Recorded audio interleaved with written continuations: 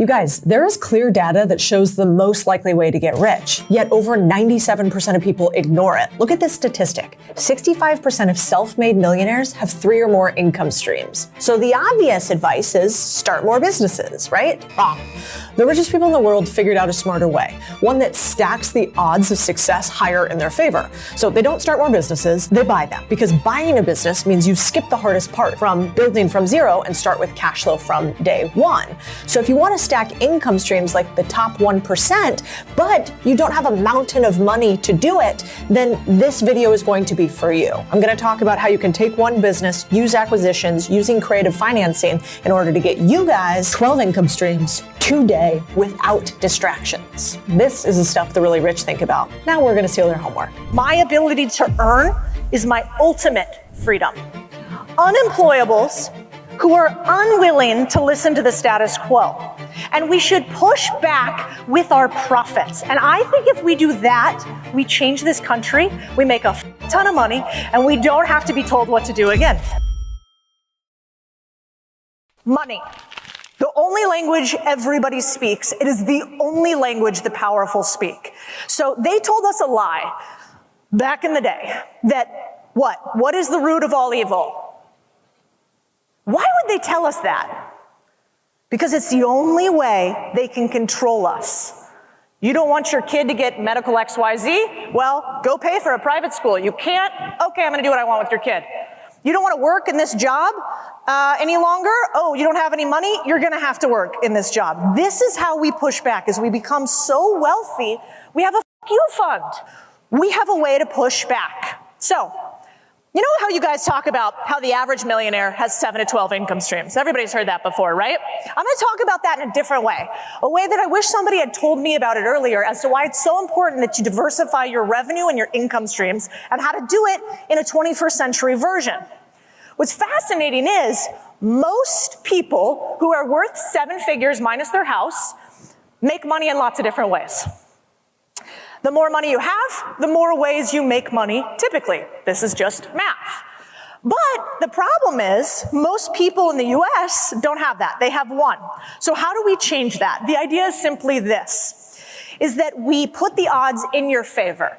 And the way we put your odds in your favor is this idea of passive versus horizontal income. I think passive income is something sold to you on people online that want to tell you how to do, I don't know, drop shipping or something like that. I've never met passive income. If you guys have any for me, I'll be happy to take it. But horizontal income is a little bit different. It basically means your time isn't tied to that exact dollar.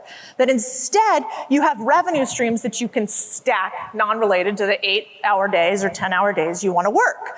But the way I think about this is different. And the reason why is, this is me back in the day. At this point, I was running a business in Chile. Something kind of crazy happened. We went from Chile to Argentina.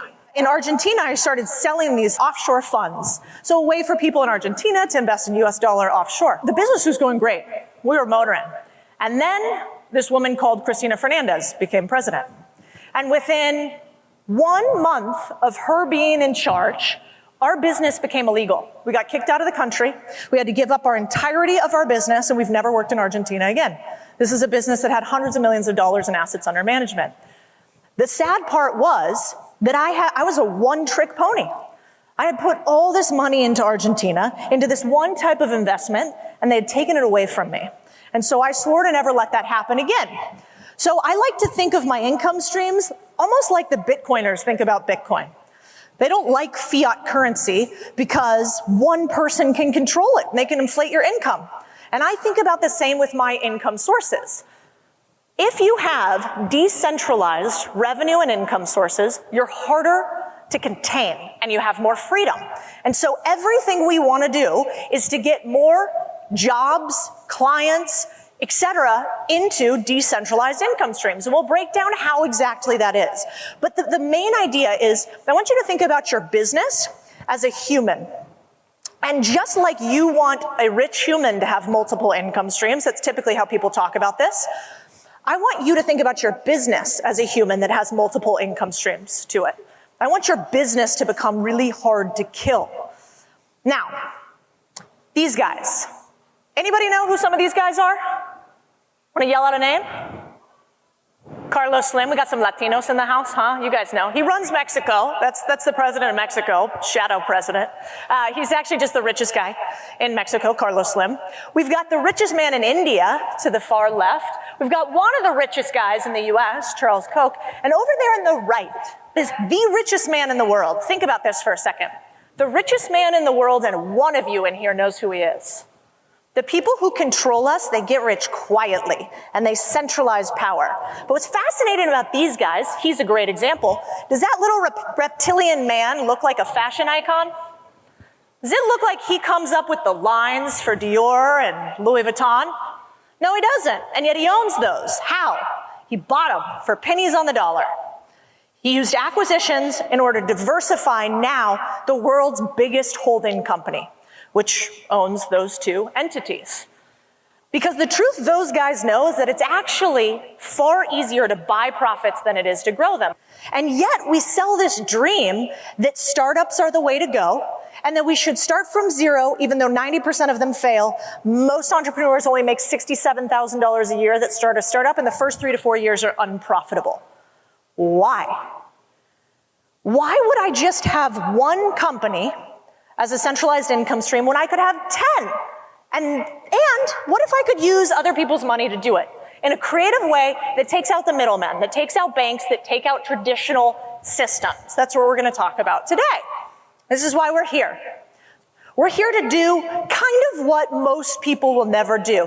Do you know how many Americans own a business? What percentage? 3%. So we've got 3%, and then of the 3%, you guys are the top 10%, and then of the 3%, you guys are the top 0.4%. Hey guys, if you've ever thought about buying a business, we've built what I think is the best acquisitions and business buying community and education curriculum in the world. If you've ever thought about wanting to buy or own a business, or if you want to add more businesses to the mix, it's called the Contrarian community. And what this is the goal is we give you the 3 things that the best business buyers use: your own advisory team, your own investment committee, and a deal team. We get together each week to review deals live and beat up all the deals that you're currently looking at, while you simultaneously learn the best way possible, which is called modeling, by seeing other people put together deals. This is how private equity buys businesses. This is how investment teams work. And we're stealing the methods from Wall Street and giving them to you. If this is interesting to you, go to click the link and you can actually talk to my team direct about if this is a fit or not. We can help guide you. The link is in the show description. And I tell you this not to tell you anything you don't know or that you're special, but you kind of are. And there's not that many of us. There is a whole world of consumers, and there are very few builders. And that's a beautiful thing in some ways, but it's also a huge responsibility. And so I think we have to become not just owners, but empire builders. And that in a world where increasingly the few own everything, I think more of us should own more. And I think it's actually possible for the first time ever. Now, if you guys don't know me, I like to put my money where my mouth is. I've owned a bunch of businesses. We buy businesses. And I'm going to teach you the things that I learned at Goldman Sachs, at some of the biggest companies out there, and in private equity. So you guys want to learn some Warren Buffett level shit? You guys know this? The sage? Yeah. Okay, let's do it. So, this is fun. So if you guys like the slides, everybody always asks afterwards. You can take a screenshot of this and they'll send you the slides afterwards. They'll also send you some of the resources in here. Like there's a deal calculator if you guys want to analyze businesses. Okay, so that's thanks to your guys here. We'll make sure you guys get hooked up. So I've done this exact same process, and I want to show you what I've done so that you can question everything, including me. I think that's a good idea. We've used this process to buy a SaaS company, in fact, multiple, to buy online businesses. We've used this process to buy service-based businesses. We've used this process to buy laundromats. Anybody in here own a laundromat? Is it just me? Okay, just me, fine.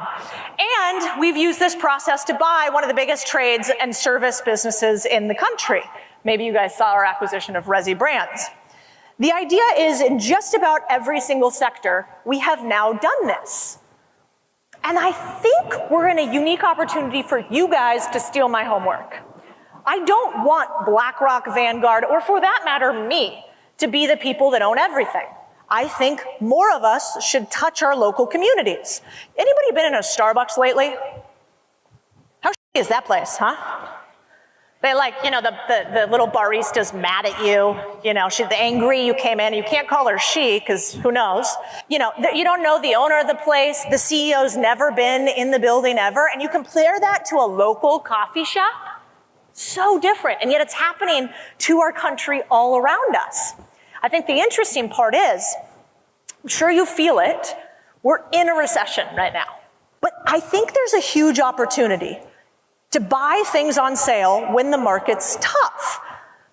And why do I know that? It's because we have this huge wealth transfer, like kind of hanging over our heads. I've talked about this a lot. The numbers are somewhere between $5 and $10 trillion worth of businesses are going to be transferred from baby boomer generation to our generation. Here's the problem. Do you guys know the average percent that an owner has of their net worth in their business? 90%. 90% of a business owner's wealth is in their business. Well, what does that mean to that $5 trillion? Is that sitting in bank accounts? No. That is wrapped up in businesses. And if those businesses don't get sold or transferred, what happens? Or BlackRock buys them all. And we're stuck in a world of Starbucks and angry baristas. And I just like coffee too much for that. So I don't want that to happen. And what we're seeing happen, though, is massive retirement by baby boomers who own small businesses. They had COVID happen and they were like, God, I don't want to keep doing this anymore. And we're going to see this more and more. And so I think the opportunity for you guys today is to buy these small businesses. And I'm going to tell you how I think we can do it, but I want to get into the why real quick. I think the world kind of needs us to go small. This is Frisco, basically. It's not actually Frisco, but this image might as well be. It's big, huge corporations, no local businesses, no local signage. And what's fascinating is we're seeing this accelerate across industry. In fact, we did a study where 25% of every single sector in the US economy and 90% of subsectors, the top 10 companies own 25% of the industry. Think about that for a second. So the big guys are owning everything, and this is our chance to push back. Now, what's going to happen when the recession gets a little bit more aggressive? Well, the best predictor of future behavior is past behavior, right? I think Mark Twain said that history doesn't repeat itself, but it rhymes. Look what happened to businesses that closed during COVID. 60% of them closed and never reopened ever again. That will be the same thing that happens in the next recessionary period. And so for you all who already own a business, that should sound like a sale. The second that you have people closing down shop and spending on average $100,000 to close a small business is the second that you have an opportunity to buy that bad boy. And I want to stick this in your head because this statistic lives in my mind rent-free. Most small business owners can't afford more than 30 days of no cash flow. They don't have enough cash to sustain it. And I think you can be their legacy aspect for this. You can be the person that takes over that small business. So if you want to grow your business, there's lots of ways to do it. I'm sure they've talked to you about it today. But I actually am pretty lazy and not that smart. And so I want to steal other people's homework as much as possible. I think one of the easiest ways to steal other people's homework is to literally buy their business and all of their processes inside of it. So the idea is, let's go through live how we could take one little business. This is one of the first businesses I bought, from $67,000 in profit all the way to $1 million. So you guys can kind of see the process live. And then this is called the Socratic method. So it's a case study and you can apply it to your business. What I'd like you to think about while you're listening to this is, if I didn't have a business, but I was to start or buy one, how could I implement this? In my current business today, where could I buy my profits and revenue as opposed to build them? That's what I want you to think about. So let's go through this. You guys ready for some Jeff Bezos level shit? Not this Jeff Bezos. I'm talking this motherfucker. You know what I'm talking about? This is how you know you're a billionaire. You turn in from the former guy to this. All right, let's start with this example. So this is one of my first laundromats that I bought. $67,000 a year profit, $100K price, which a lot of people are like, oh my God, what a good deal. I'm like, well, the catch is you got to work in a laundromat for $67K a year. So it's like not the greatest deal of all time. How did I do the deal? Well, I put somewhere between 0 and 15% down for the business. I use seller financing for the business, and I finance down payment with investors. And I talked to you about this process as opposed to what I really did in this business is I paid the full 100K because I had the cash, but I'm smarter now, so I wouldn't do that again. So we buy a laundromat. We use seller financing on top of it. We've acquired one income stream, right? 67K. What do we do next? We buy our next income stream. How? Well, in this case, we added vending machines to it. So we buy a series of vending machines, we push them within a 1 mile radius of the location, and we add another revenue stream to the business. What does that get us? Well, that gets us almost to $117,000 in revenue. How many new clients have we had to get by getting to 117K? 0. We just sell more things to our current customers. Okay, I like that. What's step 3? Well, how many of you guys have competitors? Everybody? Your competitors now are actually not somebody you compete against, you buy them. How do you do that? Well, in this case, this was a guy by the name of Bob, name changed to protect the innocent. But Bob was in the business for a long time, 20 years, right? He was ready to roll. He hadn't optimized the business, but the business was bigger than mine. He was in Austin, so he was like, all those weirdos from California are coming in, we want out. And I said, okay, Bob, what if we bought your business? We buy the business, $417,000 in profit, now we have our third income stream. Next, what do? Well, we realized that we were operating at less capacity than we could. We had more space, but I didn't want to go out and buy machines for the laundromat because machines are kind of expensive, so I didn't want to buy them outright. I was like, wait a second. Could I go into laundromats that are kind of struggling, maybe going to go out of business? Could I do an asset sale? So I could use other people's money in order to buy the machines, insert them, and increase the total amount of customers I could serve in my location, which is exactly what we did. So now we're at income stream number 4. Then we do what's called a satellite acquisition. So here I'm like, all right, the average user of a laundromat, I don't know, maybe they're gonna spend 10, 15 bucks a month with me if they're a good client. How could I double, triple, or how could I 50x that? Well, what if I bought, in this case, a van delivery fleet? So I can provide wash and fold service and I can deliver more higher end customers. And so we did. This gets us to $717,000 in income. Same business. Now I go, God, what are the biggest expenses in my business right now? Like what on my P&L? You guys like that? You like that soap? People say laundromats aren't sexy. They've never really been in my laundromats. Okay, I look at my costs and I realize that I would like to turn some liabilities into assets. I'm like, God, we spend so much money on soap. So I'm like, wait a second. What if we create our own soap brand, or what if we buy our own soap brand and then we sell it to other people? Great. Income stream number 6. And then finally, also, this is a real book, which kills me that somebody would put that on the cover of their book. I don't know. Hopefully he's not here in the crowd, but that's something else. So then I realized our really biggest cost is actually our lease. It's expensive for us to be in this location. What if I acquired the real estate that that my business works out of right now? And then on top of it, man, that'd be great for my taxes, which we were talking about previously, right? So I could actually decrease my tax bill. I could increase my income. I could even clean up the area a little bit, raise prices for other people. And now I have my 7th income stream. We have one business. We've acquired no new customers. We've grown the business 0 except through acquisition. This is how the really rich work. They are lazy. They use other people's money. And they tell you that you can't.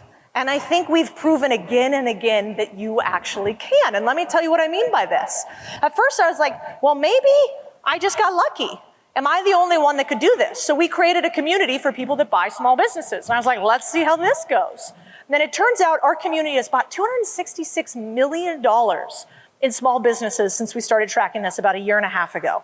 These are teachers. These are firefighters. These are some finance people, software engineers. But all this slide is to show you that it's totally feasible for average people. Is it easy? No. Everybody in here that runs a small business, the only thing I know about you for certain, you're a little bit of a masochist, right? You hate yourself a little bit sometimes. You're a sucker for punishment, and for some reason, you're probably totally fucking unemployable. Also, right? Just me? Am I just talking to myself up here? Okay. So yes, it is hard, but I don't think it's nearly as hard as they make us think.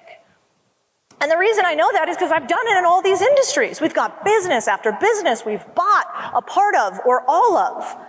And if I can do this, I'm pretty damn sure you guys can too. So what I will say is, it's not as hard as they told us, and I want you to just ruminate on this for a second. I really want you to let this hit. This is what your competition is. This is a real article, by the way. Gen Z is so allergic to work that they're using tarot cards to invest in the stock market as opposed to do what you guys do. This is what you're competing against. And I think every time you get pissed because you see some idiot on the internet talking about some nonsense, I just want you to picture this and go, thanks, guys. Thanks. Because when everybody else gets weak and soft, that means that those of us that like a little pain are going to have way more profit. And I remind this to my husband often because he really loses it watching people on the internet. Now, about this time, people go to me, okay, Cody, this all sounds good, but didn't you have millions or tens of millions to invest in businesses? And sometimes that was true. Now that I have some money, I like to use money where I can instead of time. But you don't actually have to have cash like this poor, sad, pathetic What a story, huh?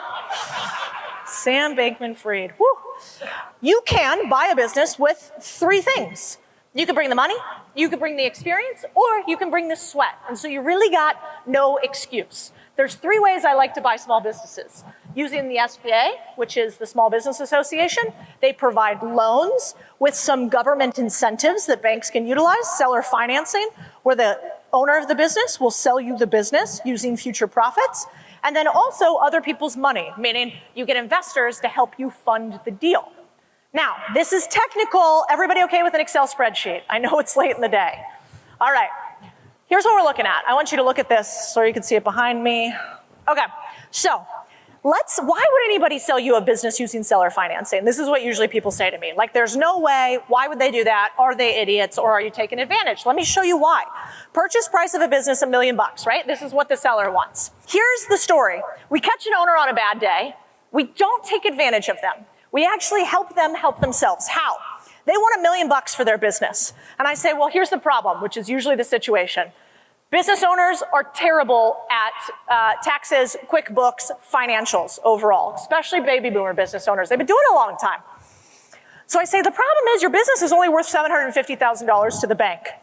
The interest rate that they're going to give me is going to mean I pay somewhere around, let's say, $80,000 a year for the loan, which means that I can pay you $750,000, but I actually pay more than that for the business overall. Or if you finance the business for me, Mr. Business Owner, I can buy the business for $1.15 million. So I can give you a premium for your business.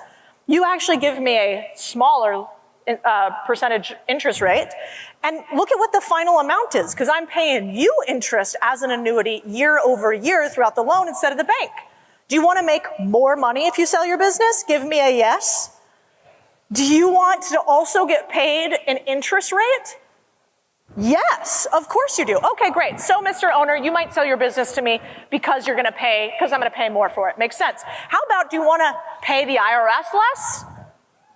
Yes, of course we do. We're in Texas. That's the only reason we live here, right? Freedom, less taxes. How about if you pay a small business owner up front with an SBA loan, you got to pay all the taxes up front. If you pay them with a seller financing, you can structure this thing 6 ways from sideways. You can structure the payments out over time, which means that they can become long-term capital gains. You could do it as distributions, which means that they'd be at one of the lowest tax rates out there. You could do it as distributions to their LLC, which means that they could do write-offs against the amount that you pay them. You can't do that if you do a one-time big chunk payout. So, Mr. Small Business Owner, do you want to make more money up front, and do you want to pay less in taxes? Okay, how about this? Do you want to sell it faster? Or do you want to sit in just the pain of your small business for 120 days, which is the average time that a small business loan takes? Or if we do seller financing, I don't know if we can move in a week. That's pretty fast. We've done it before, but that's fast. But certainly within 30 days. Would you like to sell your business for more, pay the IRS less, and move faster? Yes, of course you would. And that is why seller financing works. So how do we find deals is the next question that I get. I'm going to tell you a quick story. I have an Uncle Eb who's since passed away. And he's one of the main reasons I even started thinking about talking about this on the internet, because I got so mad. And I think oftentimes our business comes from our biggest pain. Uncle Eb, his family came from sharecroppers in Arkansas. He grew up with like 12 brothers and sisters. Only 8 of them survived. He was a hard motherfucker. And he started this business called Eb Homes Plumbing in Phoenix, Arizona. He ran it for years. Finally, later on in life, he gets the phone call with the 6-letter word none of us want to hear. Cancer. And so what does he do? His business does millions of dollars a year in revenue, millions of dollars a year in profit. What do you think he does? Sells it, right? Wrong. He shuts it down. Why? He had no idea that there existed this option. Like most small business owners, if there are 11 small businesses for sale on a street, just picture like houses, 1 in 11 will sell in any 1-year period. He was like, I don't have a lot of time left. I don't want to spend the next year trying to get a deal done. I want to spend it with my family. And so because you guys and I didn't know how to buy small businesses, this business died. And what popped up instead? A big corporation. Takes all his clients for $0. His family gets nothing for it, and it costs them money to shut it down. This happens all around us. So I think it is our moral imperative to figure out how do we buy them instead. So if you're going, where do I find these businesses to buy? It's the businesses you work in, pay right now, that you compete with, and that you get paid by. It's literally everything that you make money on your P&L from, everything that you spend money on your P&L from, everything on your credit card statement, everything in your Venmo. Those are the businesses you want to buy, and they're all around you and you already know them. Now there's 2 specific ways that I buy businesses that I want to talk to you about really quick. I call the first the sows method. I want it to be stale, old, weak, and simple. Business is hard, right? Do we need to make it harder by having intellectual property rights across multiple continents? Do we need to do biotechnology and things that we can't explain to our grandmother? Absolutely not. We buy businesses that haven't changed a lot, that have been around more than 5 years, that have weak competitors, and that are simple business models. That's what a sow's business is. Here's a quick example. Approachment. Stale revenue, hadn't grown in 3 years. 12 years old. Business owner hadn't marketed it. It was like an outsourced chat group. So basically we layer it over all of our small businesses so immediately respond to leads. Because what's the number one reason why somebody hires one small business over another? You're the first to respond. That is how fucking low the floor is in small business. Everybody's like, I want more leads. I'm like, how fast do you respond to the ones you get? Because the fastest to respond is the fastest to close. That is the simplest way to grow your business. So I go, okay, this is a good business. Let's buy it. So I bought the business for $75K, integrated it into our businesses. Now an operator runs it. I'm trying to make it $1 million a year business. We'll see if we can do it. That is a sow's business. The point is, you want to buy a boring business, so been around for 17 years. You want to do it in a recession-resistant sector, so if the economy goes to hell, I still am going to call a plumber when I need one. You want to raise prices. Did you raise prices in your business when you took it over? Great. And then you want to add tech to it. BRRT. That's the process. A lot of people fancy this up, but this is the straightforward first way to steal the homework from people who have run private equity companies for decades. They use big words because they don't want us to realize private equity ain't that hard. If those guys were good, they'd start businesses. The thing that they're best at is financial arbitrage, and we can steal their homework on it. Here is the process, 10 steps to buy a business. It starts with what you guys already know today. Oh, wait a second. It's possible to buy a business. Then we go to deal clarity, which is what's the right business for me? Then we go to origination. How do I find a business to buy? Then we go to outreach. How do I talk to a seller so they sell their small business to me? Then we go to evaluation. How do I determine what the business is worth one way or the other? Then we go to offer and negotiation. How do I talk to them so that I get the best deal? Then we go to due diligence. How do I make sure they're not lying to me? How about financing? How do we get money? We close the deal, and now, congratulations, you own a small business. How do we run the first 90 days? I think a lot of people make this seem more complex than it needs to be. There's 5 steps for you to be better-looking younger versions of Warren Buffett, and these are them. You want to figure out, like Warren does, how do you use other people's money to do deals? Who's the team that you need to get it done? Let me give you a secret. It's 3 people. Who do you think are on your deal team when you want to buy a small business? Accountant? Who else? Attorney? Your subject matter expert. So one way that a lot of people go wrong in buying businesses is they go, this plumber's been doing this for 20 years. Guy had no idea about tech. He's not as classy as this guy in front. He says he's shitty at this, he's shitty at that. And then they go and they try to run a plumbing company. What do you think happens? Yeah, they're like, oh, they didn't teach me this at McKinsey. This isn't how search works. And so what we need to make sure we have is a human who's actually done this before. The cool part about it is they're on Reddit. They're all over the internet. You can pay them $100, $200, and people will help you in an industry that most people don't talk about. So that's your deal team. Then we got to find operators, right? Somebody to run the thing. Then we narrow down your deal criteria so you're not looking for everything. Everything is hard to find. And then finally, what do you do once you buy the bad boy? How do you become an owner? You have people that make sure that people are doing things they say they're going to do. That is the process. I thought I'd kind of close out here with a couple little stories. So anybody know who this guy is? This is Bill Perkins. He's become a mentor of mine. He wrote the book called Die with Zero. Now, Bill's a brilliant guy. He's a former hedge fund manager, current hedge fund manager. He's fascinating because I was walking along his giant mansion in Austin, and we're walking along the lake together. And do you guys ever go home to tell your spouse something you're really excited about? And you're like, guess what? I'm going to do this, and this is going to happen, and then we're going to do this. And what does your spouse do? They just shit all over it, right? They're just like, that idea is awful, terrible. My husband sometimes calls me Captain No, so, I feel it. So anyway, so I'm talking to Bill, and I'm like, this is what we're going to build, and it's going to be amazing. And Bill looks at me, and he goes, do you think that you've been around small business for so long that small has infected your thinking? Yikes. Ouch. Ouch. And yet, as I sat there with him, I realized he's given me the biggest gift imaginable. People will tell you all day why you can't, why you won't, why it's not going to work. How many people will look at you and say, I think you're capable of more. I think you got one more rep in you. I think you're lifting too light. People don't do that in life, especially in this society. They instead go, yes, queen, you look great. You're like, you don't. We should wear a new dress. It's not okay. He gave me one of the biggest gifts imaginable. And here, I see so many of you are here with your partners, friends, wives, husbands. I think that is the job of the people that we choose to do life with. It's not to just be there through thick and thin.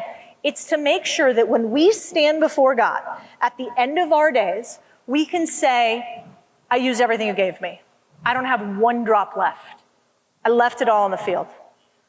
And I want you to do that for your human that you're here with today, and I want them to do it back for you. And that's what Bill did for me. And I think that's what it takes in this world today. Because I do think that we should buy when there's blood in the streets, and there is about to be. I told you about Argentina, money markets, Brazil, and cannabis. What else do those have in common? In every one of those markets, the government changed regulations and they ruined my business. I had a business in Argentina, business folded. I had a business in money markets, changed one regulation, made the company unprofitable. I had a business in Brazil. The 51% owner, because you have to have that locally there, took over the small business through new regulation, was allowed to steal the entire asset. And in cannabis, they were supposed to unenact something called 280E. They didn't, and so it was never a profitable entity. My point here is this, that I think a lot of times business owners do not realize something. You are fighting. You are fighters.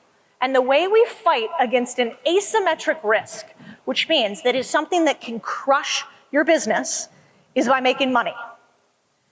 A lot of people don't realize that your only job as a CEO is this, that you have one job as a CEO, and this is what I tell all my teams. I am here to protect our ability to persevere. I'm here to make sure we survive. That's it. Everything else doesn't matter. And there is an asymmetric risk around every corner of capitalism today. And that is us not leaning in to a little bit more than just profits. Leaning in a little bit more to maybe the political sphere that we don't want to. Because I do think this for sure, that no matter who the president is, one side or the other, nobody's coming to save us. Even if your person gets elected, they're not coming to save us. Even if the other person gets elected, they're not coming to save us. And so what does that mean? That means it's up to you and I. I feel pretty good about it because I've been around this country and I have seen the builders, and they do not quite realize who they're with yet. And I think there's a lot of humans just like you starting to wake up a little bit and starting to say, you will not impact my ability to earn, because my ability to earn is my ultimate freedom. I watched this thing the other day about voting and how kind of beautiful it is in a way, because you can have $1 billion or you can have no dollars, but you get the same thing, right? You get one vote in this country, which is kind of cool. And I think as business owners, we realize that we are not on a level playing field. That our little vote to a world that's better than what we grew up in, that hopefully we get to transfer to our kids, to the next generation, depends on the actions that you take today. I want you guys to do something for me. My homework for you guys today is this. I want you guys to go out and buy some businesses, okay? And when you buy the business, I want you to tell me, and then I want you to do something that the guys at Starbucks never are gonna do. And that is, I want you to help one other human get equity. Just one. I want you to help your CEO that you input, your COO that you input. I want you to help one other human get skin in the game. Because guess what people do who have skin in the game? You don't burn down the house you built, do you? You keep building it. And so as much as we wanna lock down, we wanna not help our competitors, we know that the best part of business is employees and the worst part of business is employees. We know that. And yet, if we become some of the few who actually help others elevate to equity, our world looks completely different. A nation of owners is impossible to contain because you can't tell unemployable owners what to do. Remember when they called people who liked one candidate or another deplorables? You guys remember that? I kind of think that we should label ourselves unemployables. Unemployables who are unwilling to listen to the status quo. And we should push back with our profits. And I think if we do that, we change this country, we make a ton of money, and we don't have to be told what to do again. You guys with me? In a nation where they do not want you to own anything, where they want you to be on the street corner asking for permission, where they want to take away your hard-earned dollars and have little Moscows by the Pacific everywhere, I want you guys to be owners. Wonder why so many young people don't trust the system? It's because this is America 2.0, where we brainwash kids for 8 hours a day until they're 18, tell them they have to go to college and go 100K in debt or they'll never succeed, make student loan debt unforgivable, more expensive yearly, and yet their parents' tax dollars go to those same schools, make it illegal to have unpaid internships where you actually learn rather than just theorize, pressure the top performers to go into two of the most uncreative jobs out there, Wall Street and consulting, or idealize startups that will require sleeping on floors. Rack up massive debt from VC, so 1 out of 10 of them end up on the cover of Fortune. Then get mad at these young people for not working hard enough, for quiet quitting when they can't afford houses. They hate their jobs and their loans keep stacking. And if that doesn't keep their heads down, then send them to war in a foreign land. We have to fix America 2.0. This is why kids don't want to keep playing the game. Let's fix this. This is Main Street Millionaire, out now. Hey crew, this is so cool. The podcast is growing like crazy, and it's only actually because of one thing, you. I don't know if you know this, but the only way the Big Deal pod grows is when you share it with somebody else. We don't do ads, we don't do pay for play, we don't go on other people's podcasts and talk about it. So if you think there was something helpful here, if we made you money, we made you think about your business or life differently, the most beautiful thing you can do for me is share it. And the most beautiful thing you can do for someone that you care about is to share it with them, help them grow alongside you. So please share the pod. That's how we grow. And also tag me on anything you share. I love resharing other builders across Instagram, Twitter, and all other platforms. Thank you from the bottom of my heart. You're super important to me. we're in trouble. I think we're going extinct, honestly, as a species. I've got Dr. Tina here, who is a naturopathic doctor trained both ways, holistically and traditional medicine. And so we get to learn from somebody who's walked the walk. Eat more meat, lift weights, deadlifts fix a lot of things. Yeah, you had this quote that I loved, which is, when in doubt, deadlift. Need to make a big decision but feel unsure, deadlift. Need to process anger or frustration, deadlift. This is non-negotiable if you want to age well. We have to move every day. We're primates. We're fancy mammals with opposable thumbs. You also have some really interesting take on GLP-1s. Are they bad? Are they good? Perceived. You can over carnivore yourself into insulin resistance. Wow. Yeah. Basically, it was like if your girlfriend's telling you to cut your hair off, she's not your friend. I actually agree with it. I don't even need to see the science on that. Hey, and welcome back to the Big Deal podcast. I'm your friend Cody, and I'm here today to talk about a thing we don't talk about enough. Like, where's the actual science around GLP-1s like Ozempic and eating carnivore and what is right for you based on data, not influencer view count? Then this podcast is going to be for you. I've got Dr. Tina here, who is a fascinating human in many regards. First of all, because she is actually a practicing doctor. She's also a naturopathic doctor trained both ways, holistically and traditional medicine. And so she understands the full gamut. She's also 51 years old. And so she talks a lot about what it means to be a woman and to be a woman through the ages. All right. So without further ado, let's get into it with Dr. Tina. Where I wanted to start is basically one, I was laughing with Gabrielle Lyon because I'm like, how come doctors are hotter now than they've ever been? You, her, Andrew Thank you. Huberman, amazing. And I think that's actually kind of how it should be, right? Like if people are healthy, it doesn't mean hot, like you have to look like Kim Kardashian, but like healthy and fit and talking to us about being healthy and fit, you should probably look the fucking part. Is that a crazy thing to say that like doctors should also practice what they preach? I feel strongly about that. I feel like you have to walk the talk. I think your story is really interesting too, because you weren't always so perfect. And so, maybe you could talk a little bit about the fact that like, hey, wherever you guys are, we see you, I see you because I was you. And now you're 51, you look great. And you're applying these practices in a way that's like, you can be a normal human too. So maybe talk to us about the pack-a-day situation. Yeah, so we were talking off camera. I chain smoked for 10 years, pack-a-day from 14 to 24.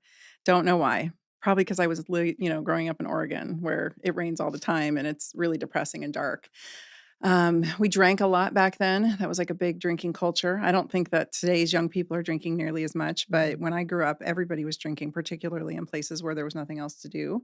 And I wasn't so healthy and fit. I think as a child, I spent a lot of time doing gymnastics and sports. And so there was some muscle memory there. And then I spent a long swath of time just eating, I call myself I was a macaroni and cheeseitarian. I literally was just, I'm not going to eat meat. And then I ate just garbage, so I pretty much consumed garbage for a extensive period of time. And then I had my daughter who's going to be 25, gosh, in a few weeks.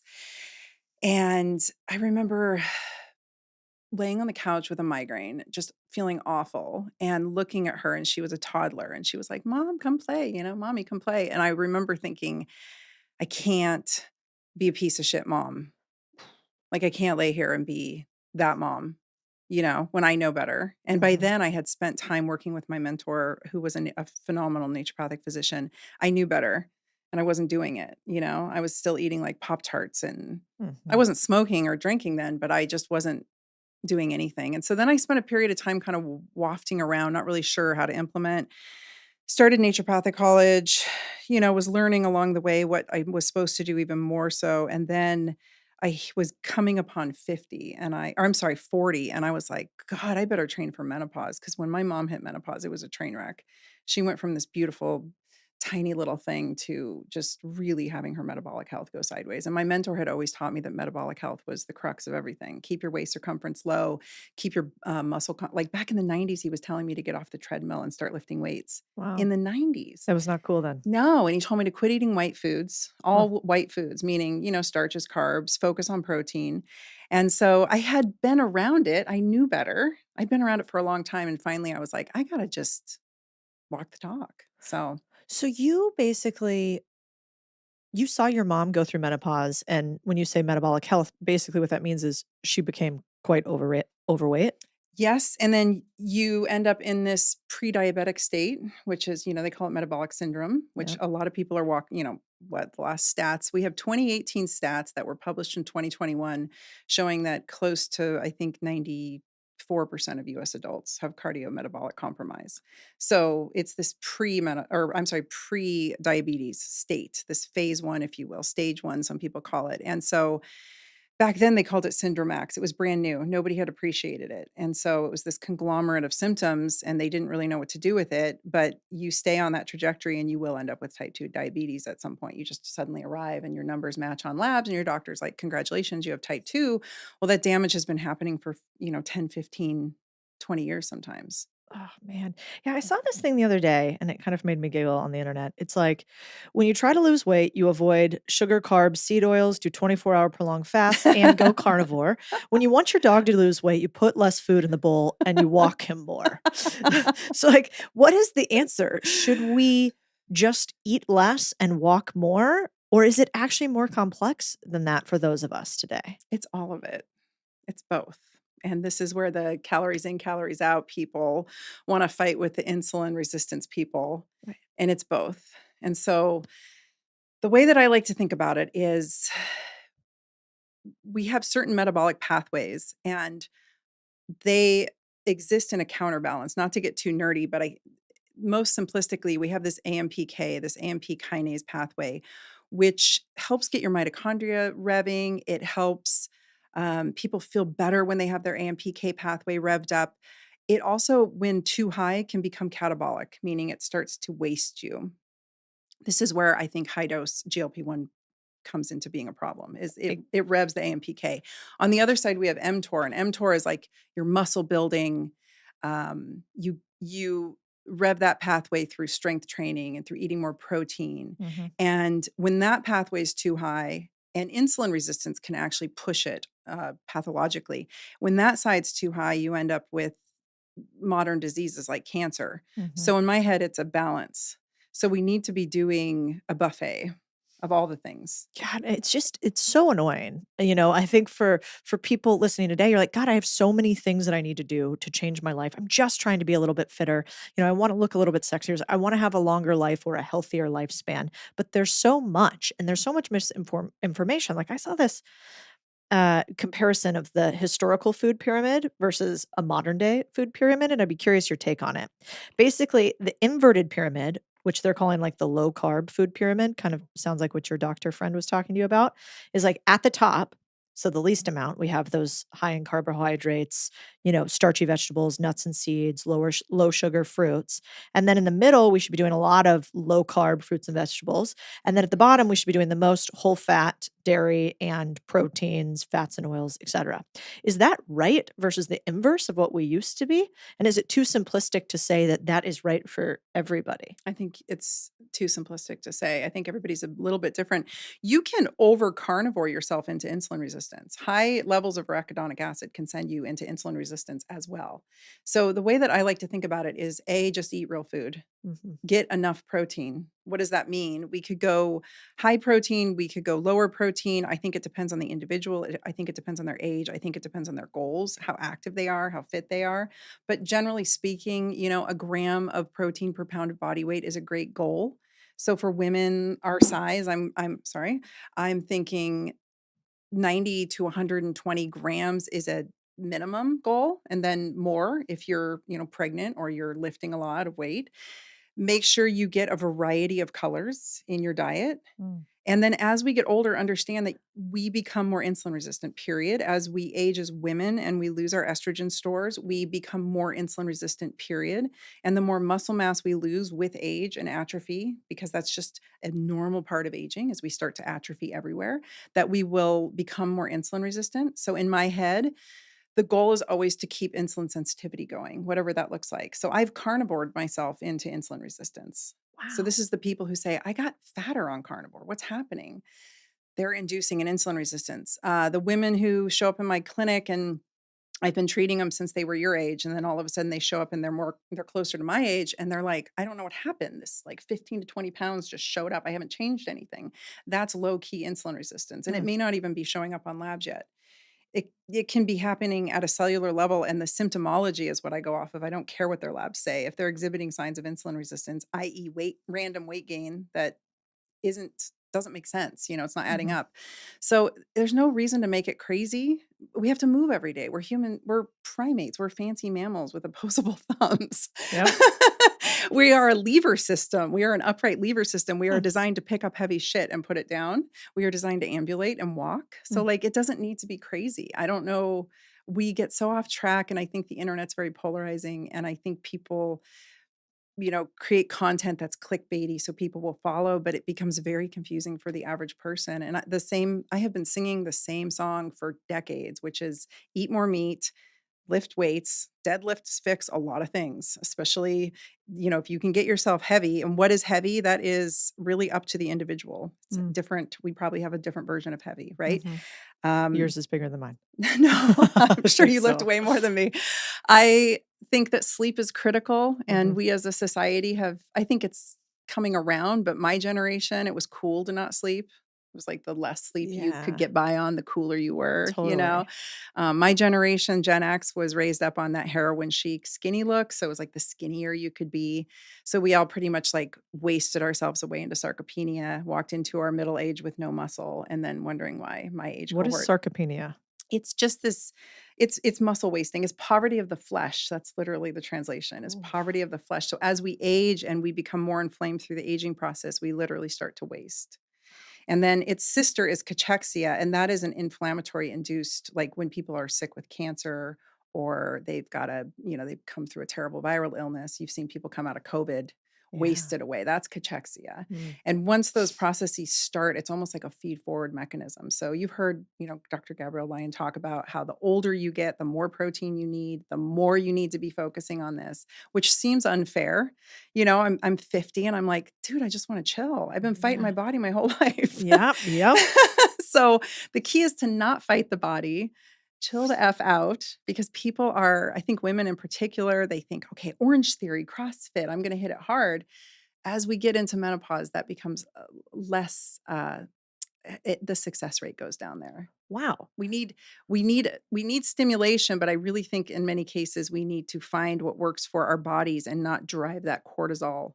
I think the intensity level as we get older needs to be modulated more for the individual. So as we get older, or as you get older as a woman, you should do less Orange Theory, by and large, less intense cardio, and more weightlifting. Yes. Interesting. Yes. And I like strength training because you can gauge it for the individual. You can take longer breaks between sets. Yeah. You can increase the weight. You can increase the reps.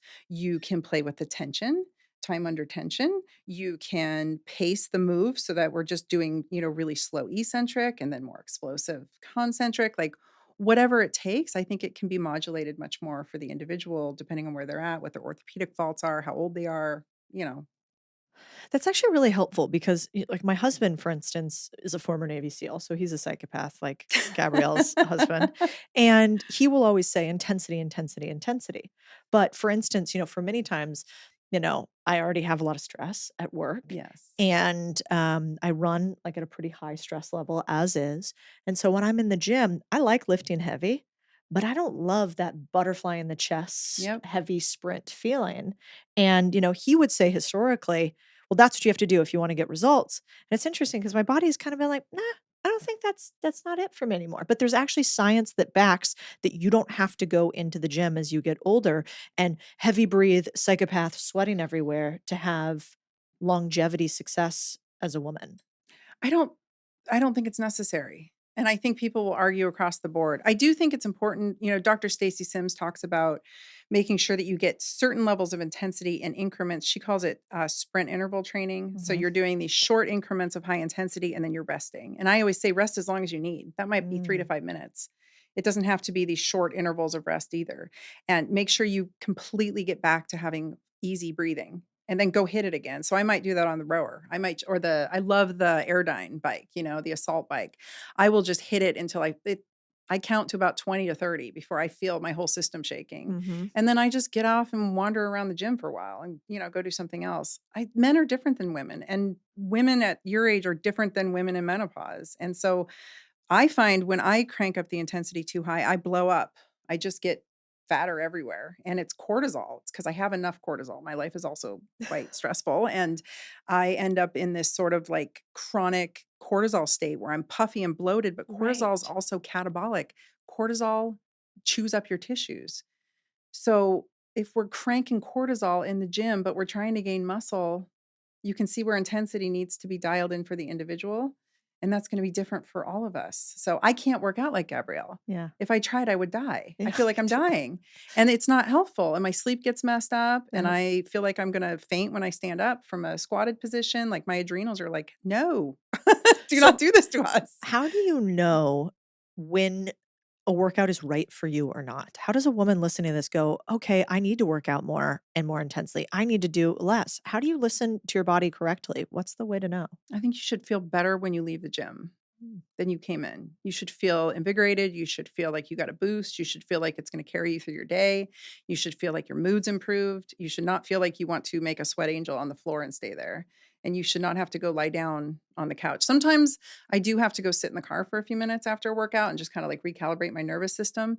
And then the next day, you should feel better, not worse. You might be a little sore, but you shouldn't feel like, God, I feel like I got hit with a truck. That's your adrenals saying, no, do not do Interesting. this. So I think that the intensity level needs to be dialed for the individual. It's really, really important. And we need to consider the implications of cortisol because if you're a middle-aged woman, you're stressed out of your mind, you're insulin resistant by nature because your hormones are waning. Now you're trying to do these long intermittent fasts. You're trying to do hardcore intensity training because you're like, I got to keep up. I could do it 10 years ago.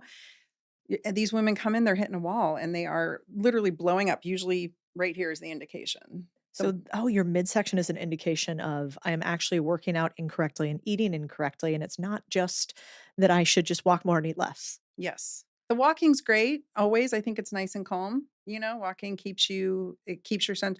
We want to hone the central nervous system. And the way I think about the central nervous system is we want to hit it to get a hormetic impact, meaning hormesis is, for the listeners, is just this concept of strategic intervals of stress. And then the key to hormetic stress is to rest the organism after and Mm, refeed. mm. So we want to hit it. So you might leave like maybe you PR'd your deadlift that day and you know what that feels like. So have you ever cried after? Yeah, for Like sure. it's not because you're happy. It's because your nervous system just went, right? I thought I was happy, but Well, now, you are, but yeah, like you're crying and you're like, yeah, I don't know what's happening right now. And right. that's your nervous system going, which is great if you spend the next 2 days chilling, maybe doing, and that doesn't mean laying on, sitting your ass on the couch all day, but you're doing some gentle movement. You might choose yoga, you might choose walking, you might choose swimming, whatever. Maybe you go for a hike with your husband or whatever, and your cute dog. And then you refeed. Yeah. And then that hormetic hit was therapeutic. It wasn't catabolic. I just think that's so beautiful because, if you're listening out there and you feel like everybody's always telling you to do more and to keep going and you're not enough. And, yes, you should be rich and you should be happily married and you should have 2 kids and you should have great girlfriends. You should also have a six pack. Right. You just need to know that that's ridiculous. And it's okay to not have all of that at once. In fact, that would be ridiculous to have all of that at once. And also, I think it's so liberating to know, yeah, we need to move more, probably. Yeah, we need to eat a little bit less, maybe a tiny bit less drinking, but also there's some real things out there where it's not always just do more. And you Could got to actually be do live. less. Yeah. Like a drink might actually, and I'm not like saying go drink, but a glass of wine to celebrate might actually lower your cortisol and allow you to have a happier homeostasis inside your body. Think of it that way. We're always trying to go towards homeostasis. So if you're trying to work out with your husband and you're trying to keep pace and you're like, I don't feel right, then listen to that. Go do something else. Maybe Yeah. you just go you go lift slow and heavy and you get a couple sets in and you're like, I'm good. My husband the other day was watching me work out and he came over. He's like, you're done. Like he could just see it. I started shaking and my form was falling apart. And he's like, you're done. You've had a stressful week. We're done. We're leaving. So I think that's important. I like this husband of yours. He's downstairs. Oh, is He's he? probably playing Oh, with I your can't dog. wait to meet him. I brought my husband to work today too. Oh, good. We can have our husbands and the doggo together. He's a good old farmer. And I want to add too, I think this is important. You asked me like, how do I look good at 51? I do think there's something to, and you mentioned six pack. I think there's something as women age, and I know that other trainers will back me up on this. As women hit middle age, we look better with a little bit of fat. We just keep, like I had a woman in her 60s, an influencer, beautiful, very fit woman. She said, "How does your face look great?" And I'm like, "Well, I don't think my face looks that great, but thank you." But I'm like, it's fat. Like it's actually there still. Like Yeah. I think leaning out to the point of that, because then you have to fill it with something. Yeah. And that starts getting weird. And there's a lot of studies that also back that men actually like women who have a little bit of fat on them because it leads to more higher predictability for fertility, right? Not too much. Right. But is that true? I've heard that. Yes. And also our estrogen stores are in our fat. So when we lose ovarian function, it is our fat cells that make the estrogen. And they make a form called estrone, which I don't think is as nearly as good as the estradiol that our ovaries make when we're younger, but that is this is my little estrogen depot, my little pooch. I mean, I would love to have my six pack abs back again, but also every time I lose too much weight, my hormones go in the toilet. And I've had patients who got tummy tucks and they show up and they're batshit crazy. And they're like, "What's wrong with me?" I'm like, "You literally just sucked out all your fat, which was all of your hormonal depot." So, and of course, I'm supplementing hormones as I age, but your fat stores are sort of your lifeline to a lot of things. And so, keeping that super shredded look as a woman, I don't think it's great for longevity. I cannot wait to tell my husband that this is just my anti-crazy. It is. Exactly. It Well, is. he's actually always the one that's like, you need to chill on losing weight. Well, I have a question about that though. So I'm getting older, and I absolutely do feel, whether it's true or not, that my metabolism is slowing down. Is that real? Are there ways around it? Can we keep our metabolism as we age? Supposedly the metabolism is not slowing. That's what data shows, which I'm in the same boat. What I think is happening is we're having hormonal shifts. And like I said, the estrogen shifts will cause the insulin to shift because insulin's a hormone at the end of the day. And then we're having, I think, well, no, I don't think, I know as our estrogen starts to shift, our tolerance to stress goes down. So women do not tolerate stress the way men do. Women do not tolerate lack of sleep the way men do. Women do not tolerate consistent intensity the way men do. And so as our estrogen is waning, that gets worse and worse and worse and harder to deal with. And cortisol will make you put fat on in weird places. And then I think thirdly, we're losing muscle mass. And so this is why the lifting is non-negotiable. Like it's just non-negotiable. I was telling people a long time ago on the internet to eat meat and deadlift when all the influencers were like, just do yoga and go vegan. And it was not popular. And I'm so glad that, folks like Dr. Gabrielle have finally gotten the message out that women are in Dr. Stacy Sims. It's like, this is non-negotiable if you want to age well. And it's not about looking hot. It's about not breaking a hip. That is what, yeah, you had this quote that I loved, which is, when in doubt, deadlift. Need to make a big decision, but feel unsure, deadlift. Need to process anger or frustration, deadlift. Want to find calm zen on a chaotic day, deadlift. Deadlifts fix nearly everything and always bring calm clarity. Why do you like deadlifts so much? I think it's because it hits that central nervous system hard enough that you get that whomp. And this is where lifting light doesn't give it to you. So I understand that I have some pretty serious spinal orthopedic issues, and I cannot deadlift the way I used to under the kind of weight that I used to. So I cannot get that whomp the same way, but it's not the same whomp that you get from, orange theorying yourself into exhaustion. There's just something about a heavy central nervous system hit. And then in the Strong First community, which is like the Russian KGB kettlebell community, they always say leave one in the tank, right? And so you get that whomp, but you leave one in the tank and you come out with superpowers. I think I stole that from Tim Ferriss. I think it was Tim Ferriss I heard a long time ago say, when you need to make a big decision, or I think he was counseling some CEOs and that he was telling their team, like, when you need to make a big decision, go deadlift and then make the decision. So that's my rule. Like if I have to make a big decision about something, I will lift and then I will sleep before I decide anything. And then when I wake up, it's usually the same decision I came to before that. Yeah. But I promise myself that I will exhaust my nervous energy, I will sleep, and then I will wake up and I will decide. And that's how you have better decision making. I think so. 3 steps. I like that. You have talked about the science surrounding who you surround yourself with. What happens depending on the people that you choose to spend time with? Does that matter? I think so. I think it does, and the data is showing that our microbiomes are contagious. And well, going back many years, I had my daughter. I was just married to like a complete loser, and I had a child with him.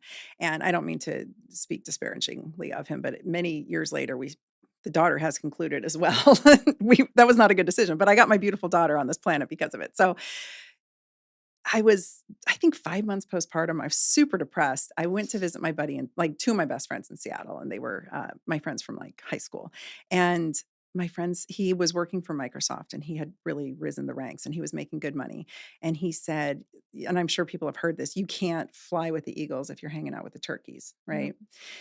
And so, or the turkey vultures or something like that. And I was driving home from Seattle, and that's all I could think about. And it was something that hung with me, that and there's been other points in my life where I've had to make decisions and be like, this is not my circle of influence. This cannot be my circle of influence. I have to, you have to be in the room with the people that are more successful. You have to be the dumbest person in the room. You have to be the poorest person in the room so that you can continue to up level and be around these people who mirror it and make it look easy, right? Like, I'm sure you started there too, and you go to some mastermind and you're like, this guy sitting next to me has 5 businesses and makes $1 billion a year, and he's not that smart, but he's innovative and he's got this cool thing. So like, what's my innovative cool thing?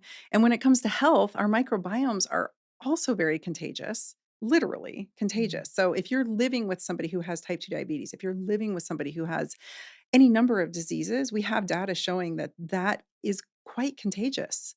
So you could very well end up with high blood pressure if they have high blood pressure.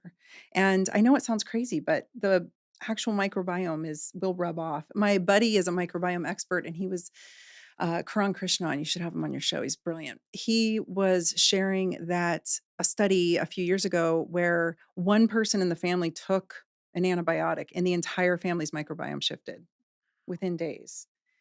So communicable and non-communicable diseases, I think, are transferable via microbiome. And then also just health. Like, how do you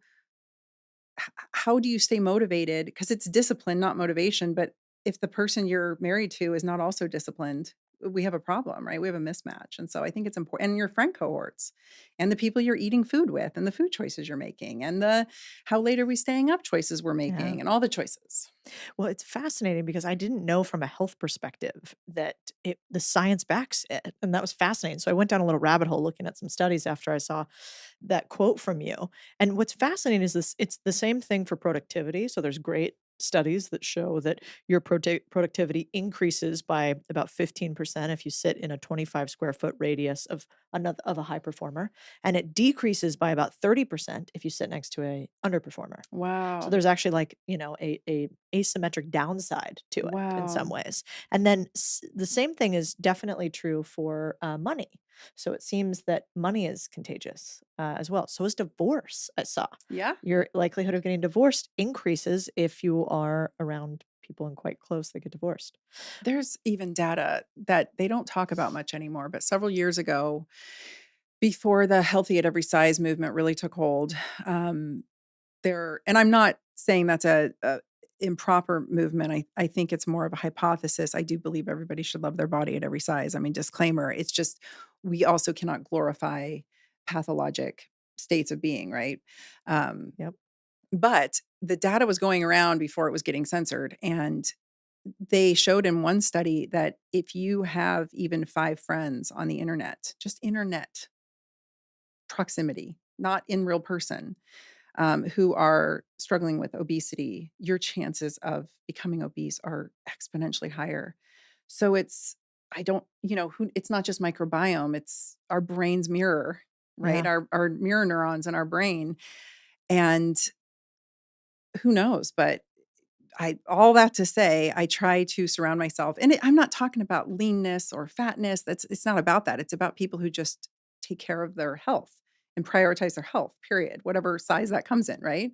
Yeah. And that's what's important to me, is like being around people who actually get it, who also prioritize it. Prioritizing it, I guess, would be the word. Well, yeah, it's kind of funny too, because these days, like if you say, nah, I'm not really drinking right now. No, I don't eat those types of food. No, I only do this. You're sort of criticized in some way, Yeah. shape, or form. But if you eat all the junk food, you do whatever you want, you don't work out, there's no criticism allowed. That's actually perfectly fine. Yeah, And it's so we've kind weird. of gone upsy, downsy, topsy turvy world. Yes. And we've lost our collective minds. And I think part of like what I've learned about getting fit is like, if you want to get fit, if you want to get financially free, you have to be okay setting boundaries for other people to stay out of if they are not going to help you progress. Yep. Because we are just not strong enough as individual willpowered beings to have willpower all the time against everything. So even if the science didn't show that it's literally not even up to you, it just transfers in your microbiome. Yeah. Even, willpower, I mean, think about it for a second. Am I going to be healthier at the end of the day if I'm hanging out with you and Gabrielle Lyon? You guys don't drink, you lift every single day, you eat real foods, you have healthy and happy marriages, you work on things that you love and care about. Is it going to be more likely that I will be more of those things because you are them and that's all I'm around? As opposed to if I'm hanging out with, like you talked about, the punk rockers that you're with back in the day, everybody's smoking, everybody's drinking. Ooh. It's just hard to stand against what the entire tribe's doing. Yeah, my friends did not generally age well from that time period. Yeah. I quit smoking when I was 24, and I remember just like them calling me saying, "Where are you? You're not at the bar, you're not hanging out." And I'm like, "I can't hang out with you guys anymore. Like I just can't hang out with you anymore." Did you say that directly? Yeah. Wow. And then when I got married, so I've been married 3 times, not successful in the first 2. When I married this husband, I literally, and some people will disagree with me, I cut off several of my male friends because they had shown interest in me in the past at some point, whether I'd been friends with them since we were like teenagers or not. And I was Yeah. like, I don't, I can't have any of those things in my life. Not when I Yeah. want this life. So I 100%. cut people off, and maybe it's because I'm an Aquarius and I'm good at it. But if somebody's not showing that it's not that I need them to be doing the same thing as me or that I even need them to help me get somewhere. It's just we need to be in alignment as we move through life together. And the older I get, and you'll experience this too, your circle gets much tighter as you get older because you just have less tolerance for bullshit, period. And it's just easier to be like, yeah, there's nothing here. It's not that I need them to serve me, but it needs to be reciprocal. Something needs to be, an upside for me to stay in that friendship. And so I'm a big fan of just like, especially during COVID and those days, I was like, just, if these people are torturing you to do something you don't want to do or to participate in some grand experiment that you don't want to be a part of, then like, fuck them. Yeah. Opt out. Opt That's out. not that hard. I love These are that. not your friends, And No. my husband's made it really clear for me. I'll say, my friend, blah, blah, blah. And then this happened. He's like, that's not a friend. And so just learning what those definitions are. He's like, that might be an acquaintance, but that person definitely doesn't have your best interest at heart. I just read a study yesterday that women who encourage you to cut your hair off are actually and I didn't read the whole thing. I read the abstract. Basically, they are seeing you as competition in the mating world. So they are encouraging you to cut your hair off to be less valuable. Or perceived as, so like basically it was like if your girlfriend's telling you to cut your hair off, she's not your friend kind of thing, which as a girl who spent her whole life with short hair, I'm like a short-haired girl by nature. I don't know if I entirely agree with that because like I am in my power and sassy when I have short hair, but there is that was an interesting take on it. I actually agree with it. I don't even need to see the science on that. I think if somebody else is telling you to cut, well, especially if you're single, dudes just like chicks with long hair typically. Yeah. By and large, statistically. There's a thing. Yeah, it's just whatever. And so that's hysterical. So one great red flag for friends is, do they tell you to cut your hair or not? Well, girls and if are they weird. do, Yeah, girls are weird. Girls don't, if you notice that, it doesn't ever go away. Even if they're your best friend, there's just this weird low key resource guard. I think we're evolutionary built, we're built for that. Women are built to resource guard because they're looking for the viable males in the population that will give them good offspring and also protect them. And there's less of those than there are women who are fertile. So I think it's just evolutionary that we. Yeah. That actually tracks. It makes me feel a little bit better though. I've gotten older, I've gotten a little bit more comfortable saying, like, I feel jealousy. That happened the other day. I have a wonderful friend, Vanessa Van Edwards, who's on the internet too. She's one of my dear friends. I adore her. And she's hyper talented. She's incredible. And she got this opportunity. And my immediate reaction was jealousy. it was like immediate. It wasn't, I was excited for her. It wasn't this, it was, fuck, really? Why'd she get that? Not me. And then I was like, ew, yuck, Yeah. gross. I hate that that was my immediate reaction. And then, I thought about it. I'm like, why am I jealous of her? And I was like, well, because she's really in what I call like flow. Like she just, she's in this period in her life, which I have envy about, which is where like things come to her. She's kind of aligned things in her life how she wants it. And she's flowing. And some days I feel like I'm grinding, Yeah. And Yeah. so it's really an envy of like the decisions that she's made, some of the choices. And so I struggled with that for a minute. And then I called her and I was like, I have to tell you something weird. This happened to you, and I'm now very excited for you, but I was jealous at first. And I just wanted to tell you that like I'm so happy for you, and I'm sorry I felt a moment of jealousy about that. And like you're gonna crush it and it's gonna be amazing. And now the story I'm telling myself is like you doing that means that I get to do that more. But Right. I would feel like a weird friend if I didn't call you and say, ugh, I had this gnarly thing I felt. And now I'm trying to move through it. But I think it's also like acknowledging that we probably all get that. And I called another friend of mine, Kim, and told her about it. And she was like, Cody, every time I go into a bookstore and I see like my 5 friends who have best-selling books up there, I go, fuck, why didn't I write a book? Yeah. She goes, I feel that all the time. Yeah. And so I think it's really nice that we're honest. Like you can be honest with your friends. I felt a little jealousy because that is so cool, that thing that you're doing. But you're right. It's probably actually genetic. I think it's evolutionary. It's evolutionary. That's the right Yeah. word. I had a friend recently I was talking to, and I was telling her how completely dialed in I saw her business and how I was jealous, like straight up, like your landing pages are beautiful, your copy's beautiful, your ads are converting, everything's so beautiful. And I'm over here like throwing shit at the wall, hoping it sticks. And sometimes it sticks and I make $1 million and sometimes it doesn't stick. And it's just, I just had an abysmal launch happen that Oh did not yeah. convert. And I was like, I clearly missed the mark on that. And she just looked at me in shock and she's like, I've been so jealous of you all year. Like you're always on all these podcasts and you've been doing all this stuff. And I'm like, girl, it's wearing me out. Yeah. Like being on Yeah. planes and, and you're off in Aruba on vacation and like Totally. doing all this. You look great in a bikini and I'm over here with like cortisol puff, and so Yeah. it's just one of those moments where we both just had the complete opposite read on, Yeah. so But it helps when you say it out loud, which is in a weird way, less gossipy and a more like acknowledgement of a real feeling that is true and honest. And I think it's helpful when people hear people who are like kind of successful in one way or the other share it too, because they're like, oh, it's not just so many times you listen to podcasts, you're like, they seem to have it figured out. oh Cool. I'll yeah. just go, grab my bag of Cheetos and listen to Netflix and like fuck this whole thing. And so I like that we get to be honest about it. I think it's the quote I heard I love is look for the expanders and Mm, then thank them. And so the minute I heard that, I immediately texted Gabrielle and I was like, thank you. Like I see her and I just think, oh, more is possible. yeah. And I see you too. And I'm like, more is possible. Like there's levels to this video game. Totally. So it's just a matter. And you don't have to hit all the levels. And also there's seasons, Yeah. right? And there's seasons to rest and there's seasons to pull back and there's seasons to push and grind.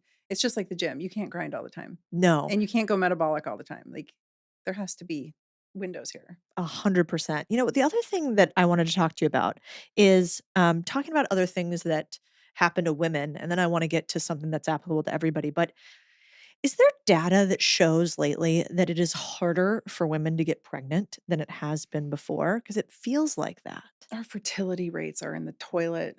Yeah, we're in trouble. I think we're going extinct, honestly, as a species.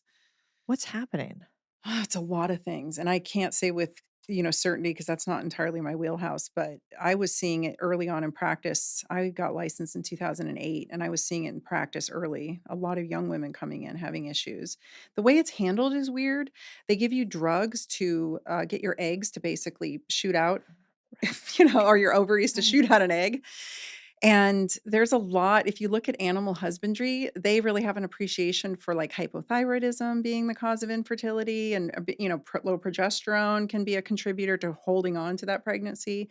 And so that is the way I've always approached it is Mm. making sure just to optimize a woman's, get the toxins out of her life, get her moving, deal with her metabolic dysfunction, and then thyroid and progesterone. But I think we're in a whole different world now at this point with the intervention of 2021, I think is a potential factor. We have data on that. I'm not making it up. I'm not trying to fearmonger.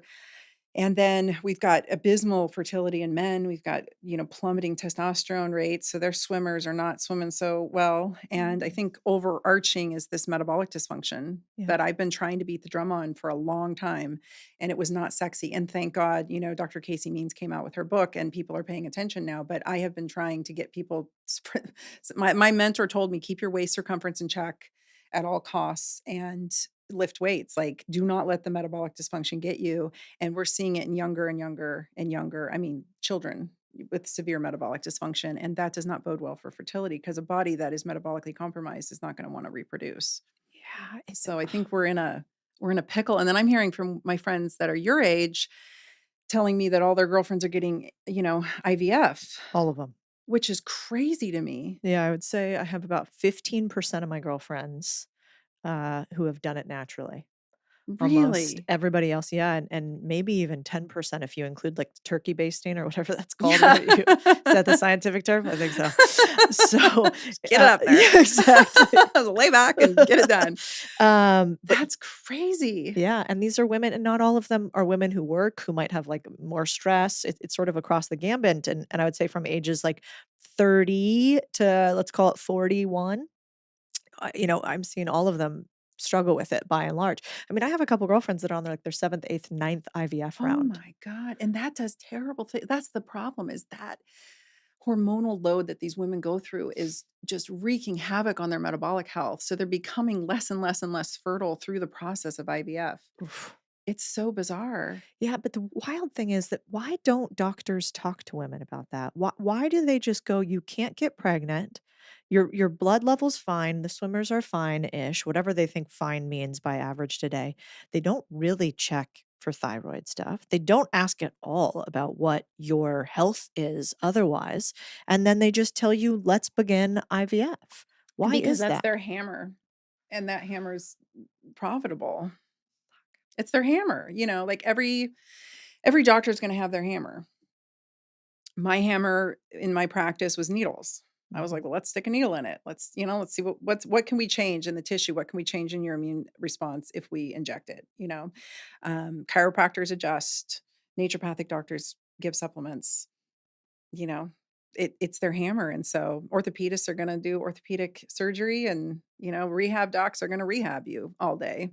And I think we're seeing actually the cool part in the last 10 years is I'm seeing a lot less turf wars and a lot more doctors coming together, especially since 2020. It was very clear there was like team freedom Yep. and everything else. And so that's been very cool because a lot of people have come over to the functional medicine side because they've seen like, wait a minute, the system they lied to us. I'm like, welcome. They've been lying to us for a long Right. time. Right. And so like, it didn't, I knew 20 years ago that Big Pharma was quite corrupt. So over here, I think we started melding more and I'm hoping that translates, but I don't know. I'm concerned. I think in most countries in the world, what I have seen is that there's not even a population being born to replace the population. So we are at a certain point, there's a critical point where there's of no return. And I think South Korea's definitely hit it. And there's other countries and the US is on the precipice, but Japan's approaching. we're a train wreck of health here and we have exported it out. Yeah. Yeah. Remember when we all thought Elon was crazy because he said that we needed to increase the population control? And you probably didn't. You probably realized that was real. And now it's like, no, Elon was right. We should be having more babies. And actually that we shouldn't be doing what the, World Health Organization was telling us, which was actually decrease population Yeah. size. All my girlfriends who did not participate in the intervention of 2021 and seem to be having babies very easy. Like all my closest girlfriends are breathing like it's every time I swear to God, they get out of that gauntlet of breastfeeding and everything. And all of a sudden they're like, Tina, I'm pregnant again. And they're all walking the walk, right? They're all living very healthfully. I'm like, have as many babies as humanly possible. We need you. Like we need that. That's what we need. Like the healthy, vital, natural, like keep going, if you're happy with it and you're having fun, keep going. Well, you know what I like about you is you're honest about, corrupt practices in big pharma.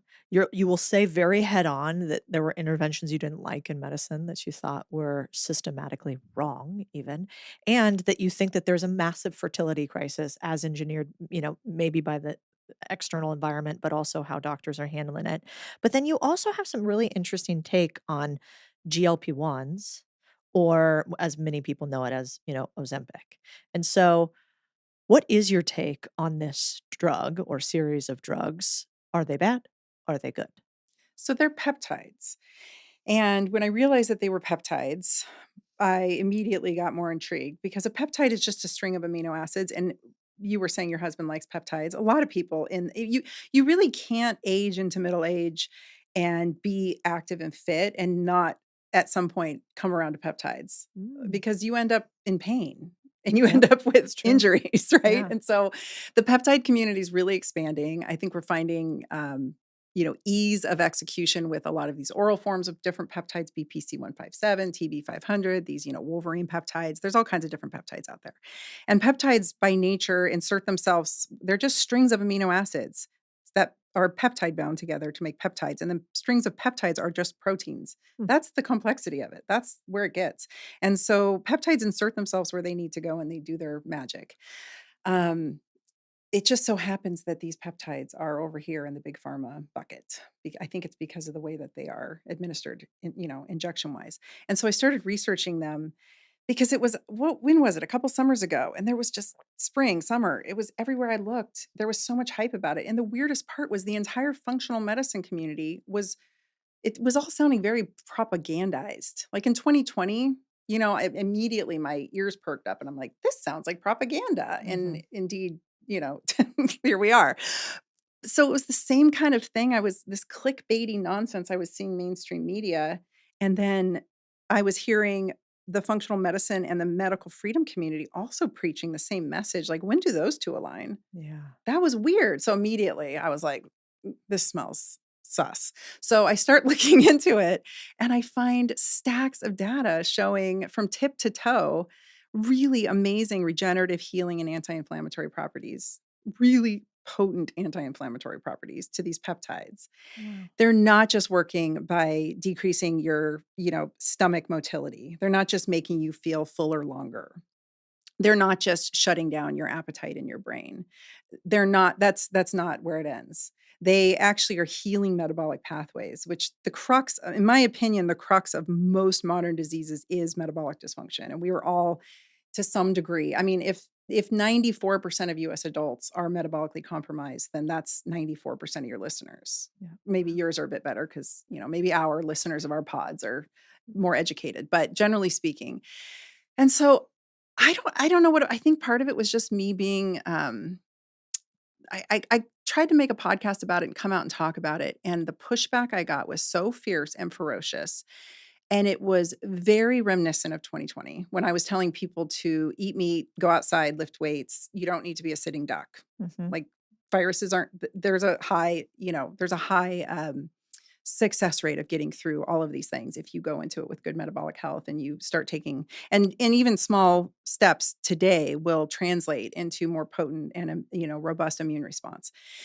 And it was very much like that. And I was like, this is weird. Even the bots, I was getting the same kind of bot. You've probably gotten a lot of bot messages. You know them when you see them, right? And you go Oh, look at yeah. the profile and you're like, this is a bot. So I'm getting this parroted response. Just eat less and move more. Just eat less and move more. And I'm like, no, I didn't mention weight loss. I was talking about Parkinson's. No, I didn't mention weight loss. I was sharing a study about this. And they just kept coming in. The functional medicine community got pissed at me. I went on Dr. Mark Hyman's podcast to debate Callie Means. He wouldn't listen. He was yelling over the top of me. It was very, very polarized of a topic. And I was like, what have I stumbled into here? And I'm Wow. so insubordinate. I just kept pushing. The more they push back on me, the more I'm just like that. I'm like, oh, you want to go? I'll go. Okay. So, and I will go like my favorite game is just obliterating people with data. So I'm like, oh, I got mountains over here and I can quote them. And I don't mean to be, No, I love this that's probably about my you. pathology. Yes. Yes. That's Let's go. but it's like, all right, let's go. And the more I pushed forward, I got a lot of heat, but I started getting people listening and then I started, I've got I don't have a following your size, but I have a decent size following. And Yeah.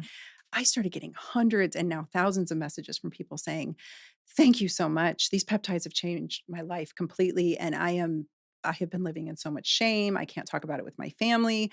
Um, People who really did need it for type 2 diabetes, metabolic dysfunction, weight loss, which was not the conversation I was trying to have. I was trying to share out the neuroregenerative, the cardiovascular, the, all of the other benefits and the different organ systems that I was seeing, but everybody wanted to talk about weight loss.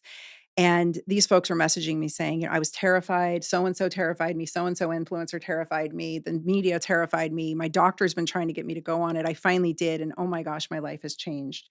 And oh my gosh, I'm fertile now. And oh my gosh, my depression is gone. And oh my gosh, all my pain is gone. And oh my gosh, this one woman messaged me, this wonderful message, older woman who had her metabolic health completely obliterated by chemotherapy treatment and cancer treatment.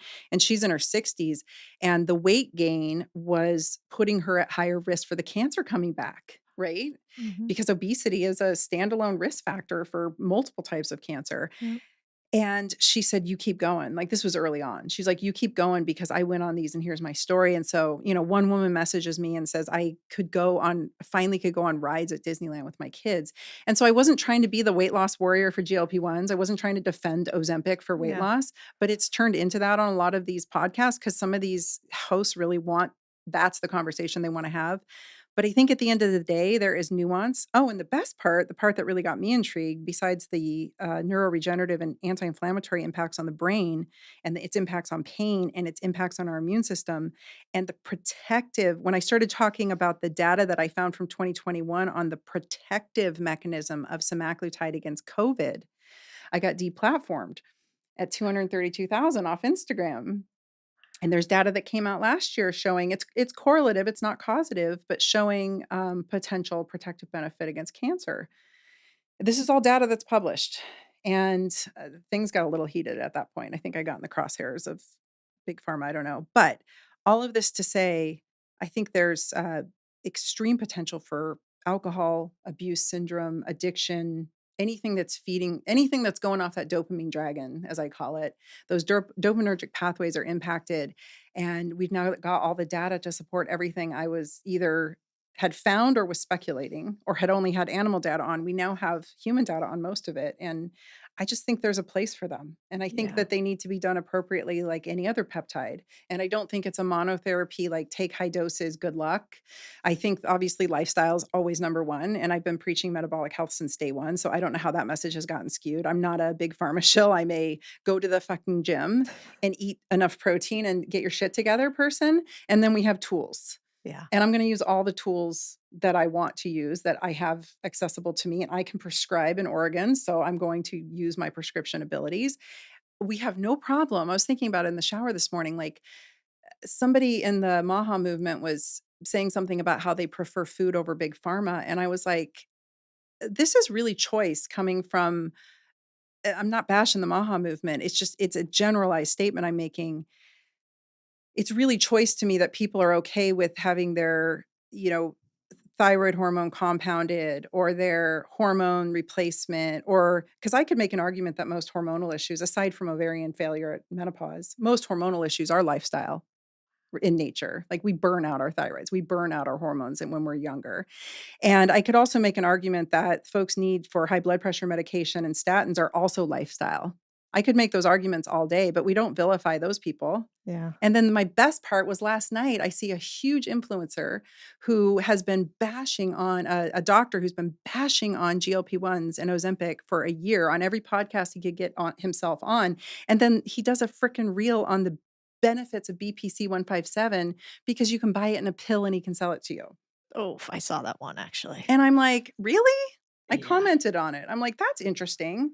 Because I know of a peptide that you've been bashing on that's also anti-inflammatory, healing, and regenerative.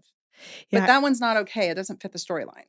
Well, I think that's the interesting part. It's like when we become these like mono thinking individuals where we label ourselves anything, whether it's Maha or whether it's pharma or whether, and we cannot deviate from our cultural group, I think we get into a big problem. It's huge. And so I never really trust someone who hasn't pushed back against not only the other side, but their side, because you have to be willing to do both in order to have like a reasonable, rational debate. Now, when you got deplatformed, why do you think that happened? Like, Well, that was the month that Eli Lilly released their vials. So they had Zepbound is the brand name for so we've got semaglutide, which is made by Novo Nordisk, and semaglutide comes in Ozempic or Wegovy. Yeah. Ozempic is FDA approved for type 2. Wegovy is approved for weight loss. On the Eli Lilly side, we have Mounjaro, and that would be Mounjaro is for type 2 FDA approved, and Zepbound is their version. Same thing, same peptides. They're just, well, these two are different, but you get what I'm saying. Yeah. They're just approved for different things. They came out with their vials that month, actually that week, I think. And they had sent a lot of cease and desist letters to the telemedicine companies, the compounding pharmacists, the many doctors who were prescribing compounded. They really have, and Novo Nordisk and Eli Lilly have been pushing very hard against the compounded. And at that time, I have been proposing microdoses or a more personalized dosing strategy, I think would be a better term. And meaning that the starting dose, even if you're dealing with type 2 diabetes or obesity, and that's what you're using it for, I think the starting dose in many cases can be too high and non-tolerable to many people. And so if you do want to escalate somebody up to those therapeutic doses, then consider, big pharma, consider a lower dose. People shouldn't have to lay on the couch for a month vomiting profusely Exactly. to onboard a medication or a peptide, right? But on the other side, I was talking about using very potentially, like for someone like yourself, who's metabolically very optimized, you lift weights, you do all the things, right? You get your sleep, you get your protein in, you do all the things. If you were coming to me saying, I've got this neurologic issue, or I've got any number of things, PCOS, fertility issues, we are allowed to use things off label. And so in those cases, my husband has high blood pressure and he's got cardiovascular disease in his family. So in those cases, we would use these peptides potentially preventatively or in very minuscule doses, because you would not tolerate usually anywhere near the standard starting dose. And anyway, all that to say, that week, everybody was getting letters and I got deplatformed. So I speculate. I do not know. I don't have any proof, but I speculate I kind of got caught up in the crosshairs there, I think. Yeah. Because I did have a girlfriend who has a decent size account who comes out and says she tells you how to dose, where to get it, not even prescription. Like she's making claims that I think were way riskier than anything I would ever say publicly or even on the internet for that matter. And she got suspended that week as well, her account. And when she was allowed to appeal, I was not. And when she appealed, she was allowed to find out who reported her, and it was Eli Lilly. And it was the day after my account went down. I didn't know you could do that. Well, they didn't give me any option. I was just gone. Interesting. I got a guy next time if anything happens to you. I literally asked everyone I knew. I'm like, somebody has to know someone at Meta. You know who I think knew someone at Meta? I think it might have been Jen Cohen. I don't know if you know Jen Cohen, but she's a cool chick too. Yeah. And I owe her a lot, I think. Anyway, that was all crazy. It's crazy. So basically, to understand, they don't want you recommending these non-prescription. It's like a white label versus their Eli Lilly label. And so they're basically saying you can't do this other thing over here that's not ours. I don't think they want compounding pharmacies. And I never really was. It's like however you can access it. In fact, there's a paper that came out because compounding pharmacies don't use Eli Lilly's formula. Yes, so they don't have to pay them licensing. Correct. Wow. Yeah, that's correct. And so because if I understand this correct, like what do they have that is patented in this? Like what are compounders not allowed to use or allowed to use? I don't know all the details. I know that there's 503A and 503B in the compounding world. And I'm not a compounding pharmacist, so I'm not an expert in this, but there is a clause that came into being in the early 2000s or 2000s and teens. Yeah, it was like 2013, I think. It was when I was in practice, that compounding pharmacists could fill the need on a shortage. Interesting. And that's a 503B. And I don't know if those are more identical to the brand name or not, but these two peptides have been in shortage for a long time. And so 503B compounding pharmacies were filling that need. And now there's a big lawsuits going on because supposedly they're out of shortage, and it's a whole thing. I don't pretend to follow it all completely, or understand it all. But now it's going to go back to 503A, which is less. There's less oversight on 503A. So them pushing against this compounding, it might be pushing it into even a less, I don't want to say less safe. And that's not the right word, but there's going to be even less oversight on how these are manufactured in different pharmacies than they were before. So I don't know. I'm trying to stay out of the whole mess. I was really excited this last month, in March actually. an article came out in the Journal of Diabetes showing that you could actually take the pens, because this is the big thing. The brand names are in pens and they're pre-filled, they're pre-dosed. Oh, so you can't change the dose. Yes, that's the problem. I should have said that early on. The compounding come in vials and you can pull up what you want. So you can Yeah. have a more personalized approach.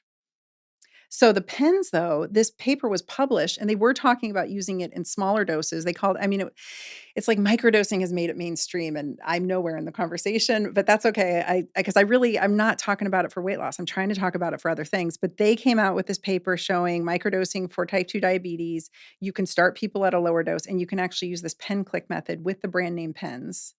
So that should make Big Pharma happy because their product is still being used. Yep. But depending on how, and they have a whole chart in the study. Anyone can go look it up. I can give you the link to put in the show notes. There's a whole chart on how to use the pen click method to get the appropriate dosage if somebody can't tolerate the dose or if somebody needs something more personalized. Yeah, which is brilliant because I have some friends that, by all intents and practices, they probably did need help from some sort of GLP-1, I guess they're called. Yeah. And so, but they got so sick from the first usage that yes, they started losing weight. But if we already think that GLP-1s might cause some lean muscle mass, and then they're so sick they can't function or weight lift or do anything else, that's got to exacerbate it. Yeah, it's right? not good. Interesting. So are these things then something that you get stuck on for life? Like, does this become another type of just lifetime drug that's great for pharmaceuticals and not great for individuals? That's a good question. And I think that people don't understand the functional medicine approach versus the allopathic approach. In allopathic medicine, you have a condition. The standard of care is to prescribe X, Y, or Z drugs for said condition. This is why MDs traditionally trained are not keen on running a bunch of functional lab tests because they're responsible legally for whatever comes up on that lab result. Okay, so they need to prescribe based on standard of care, whatever drug is appropriate that has been deemed the standard of care. You show up with high blood pressure, they must put you on a blood pressure medication. Wow. If they're going to go, it depends on what state they're in because some boards are a little, more rigorous than others. But like in Oregon, for instance, MDs don't do well prescribing desiccated thyroid, which is a prescription, but naturopathic doctors can. MDs don't prescribe ivermectin for COVID, but naturopathic doctors could because naturopathic doctors, we are not under standard of care. We're under best practices. There is a standard. We can't go rogue and do random shit, but we actually have to know more. We have to know what the standard of care is. We have to present it to the patient and then we have to present them all our alternatives, which are the other options that we would bring to the table. So anyway, all that to say, the way that I do things with peptides in general is I cycle them. We cycle them. We go on and off of them. We use them as a tool for a time. I do that with drugs too, though. Like Prozac, for instance, it was never studied long-term for depression. It was studied to be implemented as basically like an emergency shoot when you're going through a terrible time period. You use it during a window. Maybe you have a divorce or a death in the family and you're devastated. These are window, and I like to think of most drugs as hormones. We generally tend to need to stay on, but I cycle those too. So I think it depends on the individual. I think there are people living with I do believe there is a disease of obesity. I don't think every obese person has the disease, and I don't think everybody with the disease is obese. But I do think there is the disease of obesity, and I do think that for some of those folks, yes. But I don't think that anybody even has the right to start a GLP-1 if they also aren't going to the gym and lifting weights. And they're not also hitting their macros, their protein macros. So my argument from day one has been, it's not the peptide's fault. It's a dosing and management issue. Yeah. And I hate to diss on the doctors because we all went to medical school and racked up tremendous, huge bills, not because we were waiting to get rich. There are not rich doctors. Do you know any rich doctors? No, there might be compounding pharmacy owners, some of them. Yeah, but there's a few like plastic surgeons, et cetera, that are doing well, but medicine most people don't go into medicine to they're not greedy assholes. We don't give up a huge chunk of our life. No, you can't get rich quick either at it. Yes. You could get rich very, very slowly over decades. Right. So anyway, all that to say, people seem to think that the greedy doctors, so I hate to throw them under the bus, but many of them are getting into areas that maybe aren't their strongest wheelhouse. And so they know nothing about how to manage or help somebody with metabolic dysfunction. And yet they're throwing peptides at them and they're doing what the studies tell them to escalate the dose quickly and aggressively. And so these people are getting put on these high doses very quickly, which I think at the end of the day is going to be catastrophic because the muscle loss and I've said this in the past, I want to add something here. Yes, when you put anybody on a low calorie diet and you severely calorically restrict, or you do gastric bypass and you malnourish them, basically, they're going to have lean mass loss.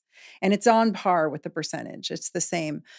I will say though, these peptides, these GLP-1s, they rev that AMPK pathway, which I said earlier is catabolic. So I think at the end of the day, these folks that are on high doses that are doing nothing else and are not doing any lifestyle changes are going to find themselves perpetually on them for the rest of their life. And if they ever go off of them, they are now like melted candles. Oof. They've got very severe wasting that has occurred throughout their lean tissue, and including their muscle mass, which is your metabolic engine. And it's a disaster. And now they're sitting in a very brittle diabetic state versus, so they're masking and they're, dare I say, overdosing, but that might be the problem. Interesting. Is I it, don't know if that answers the it question. does, and opens up so many more.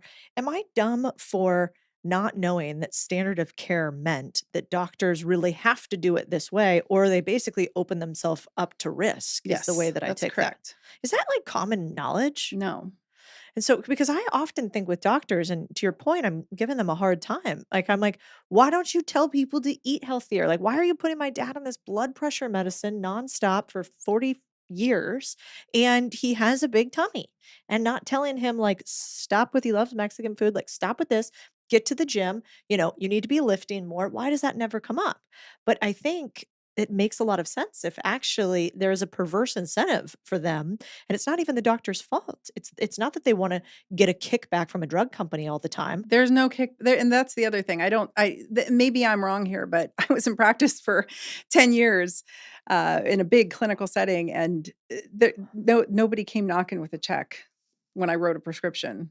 There's no, there might be companies that are courting doctors, maybe sending them on trips, and they have Yeah. to disclose this too. You Yeah. can legally look that up, but it's Sure. not like you write a prescription and you get Yeah. that's not, and maybe there's some off record deals going on I don't know about, but no. And also they are time constrained. So if they're back in 1995, when I was working at a hospital in Portland, I was an undergrad, I wanted to be a doctor.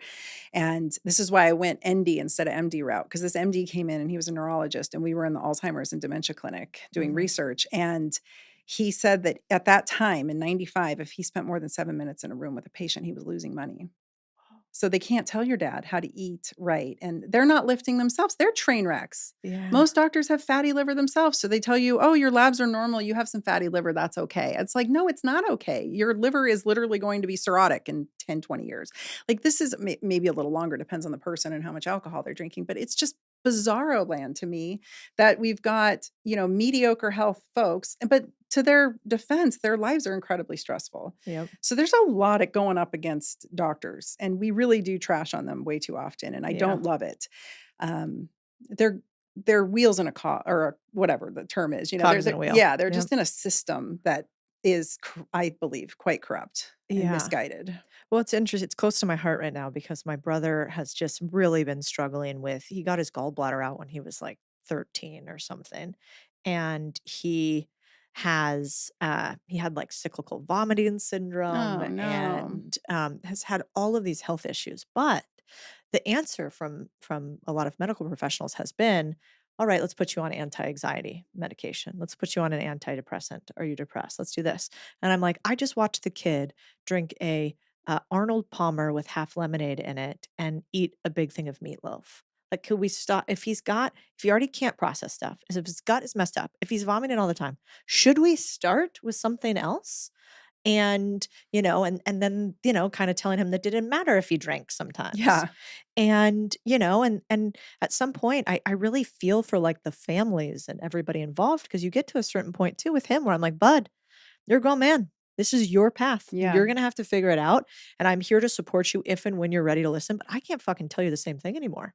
And so I bet doctors often are like, listen, I've been telling you to also work out for 72 Yeah. years. You haven't been. So here's the blood pressure medication so you don't actually die. Yes. But also, could you do the other things too? Yeah. And I'm sure there's a lot of that going on, Yeah. but probably, not a lot of us always listen to the doctor. And it takes time. Patients can get hostile and aggressive. And even people were coming to me as a naturopathic physician in a cash-based practice. I did not take insurance. So they knew exactly what they were getting into. Like they sought me out specifically for that in a town where all the NDs take insurance. And they still would fight me tooth and nail. And they would get mad at me, hostile, angry if their labs showed up all of a sudden they're diabetic. And I'm like, dude, I've been telling you for 10 years what was coming. And then suddenly here it is. And like grown men getting up out of their chair yelling at me, terrifying me because they're so mad. Like it's crazy. Medicine's crazy. It's why I shut my practice down. Like I take clients and patients very rarely these days because it's just, you go in circles. You know, it's online's one thing. I'm beating the drum constantly, repeating myself like a robot because I'm trying to get it to land and I'm trying to find new ways to say it so it'll land. And that's frustrating enough because then you're just dealing with, ignorant trolls. But in clinical practice, when someone's paying you a clip of money, you're not the cheapest doc in town and they're still yelling at you when you're telling them to go to the gym. And, it's tough. It's a tough gig. But for your brother's sake, some digestive enzymes, some ox bile, and some HCl would go a long way.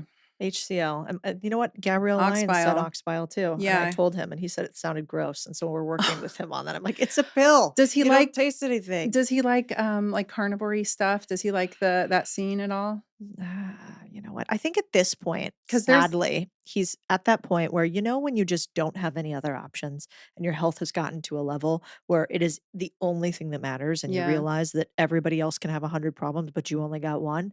That's where he's at. Yeah. And so with him right now, it's really, all right, man, like this is your moment. And it's a bummer that I haven't known how to get through to him prior to this. But I think he's at that moment where he's willing to listen. And so, I'd be curious your take too. Have you found like if somebody is at that point where they're like, God, I'm here and it's hard and I know I have to make massive health changes, what would you tell them? How do you get somebody to even start truly prioritizing their health when they realize that they have no other choice but to? It comes down to pain and vanity or vanity. So when people hit a wall on one of those, they usually will be, I've had to multiple times.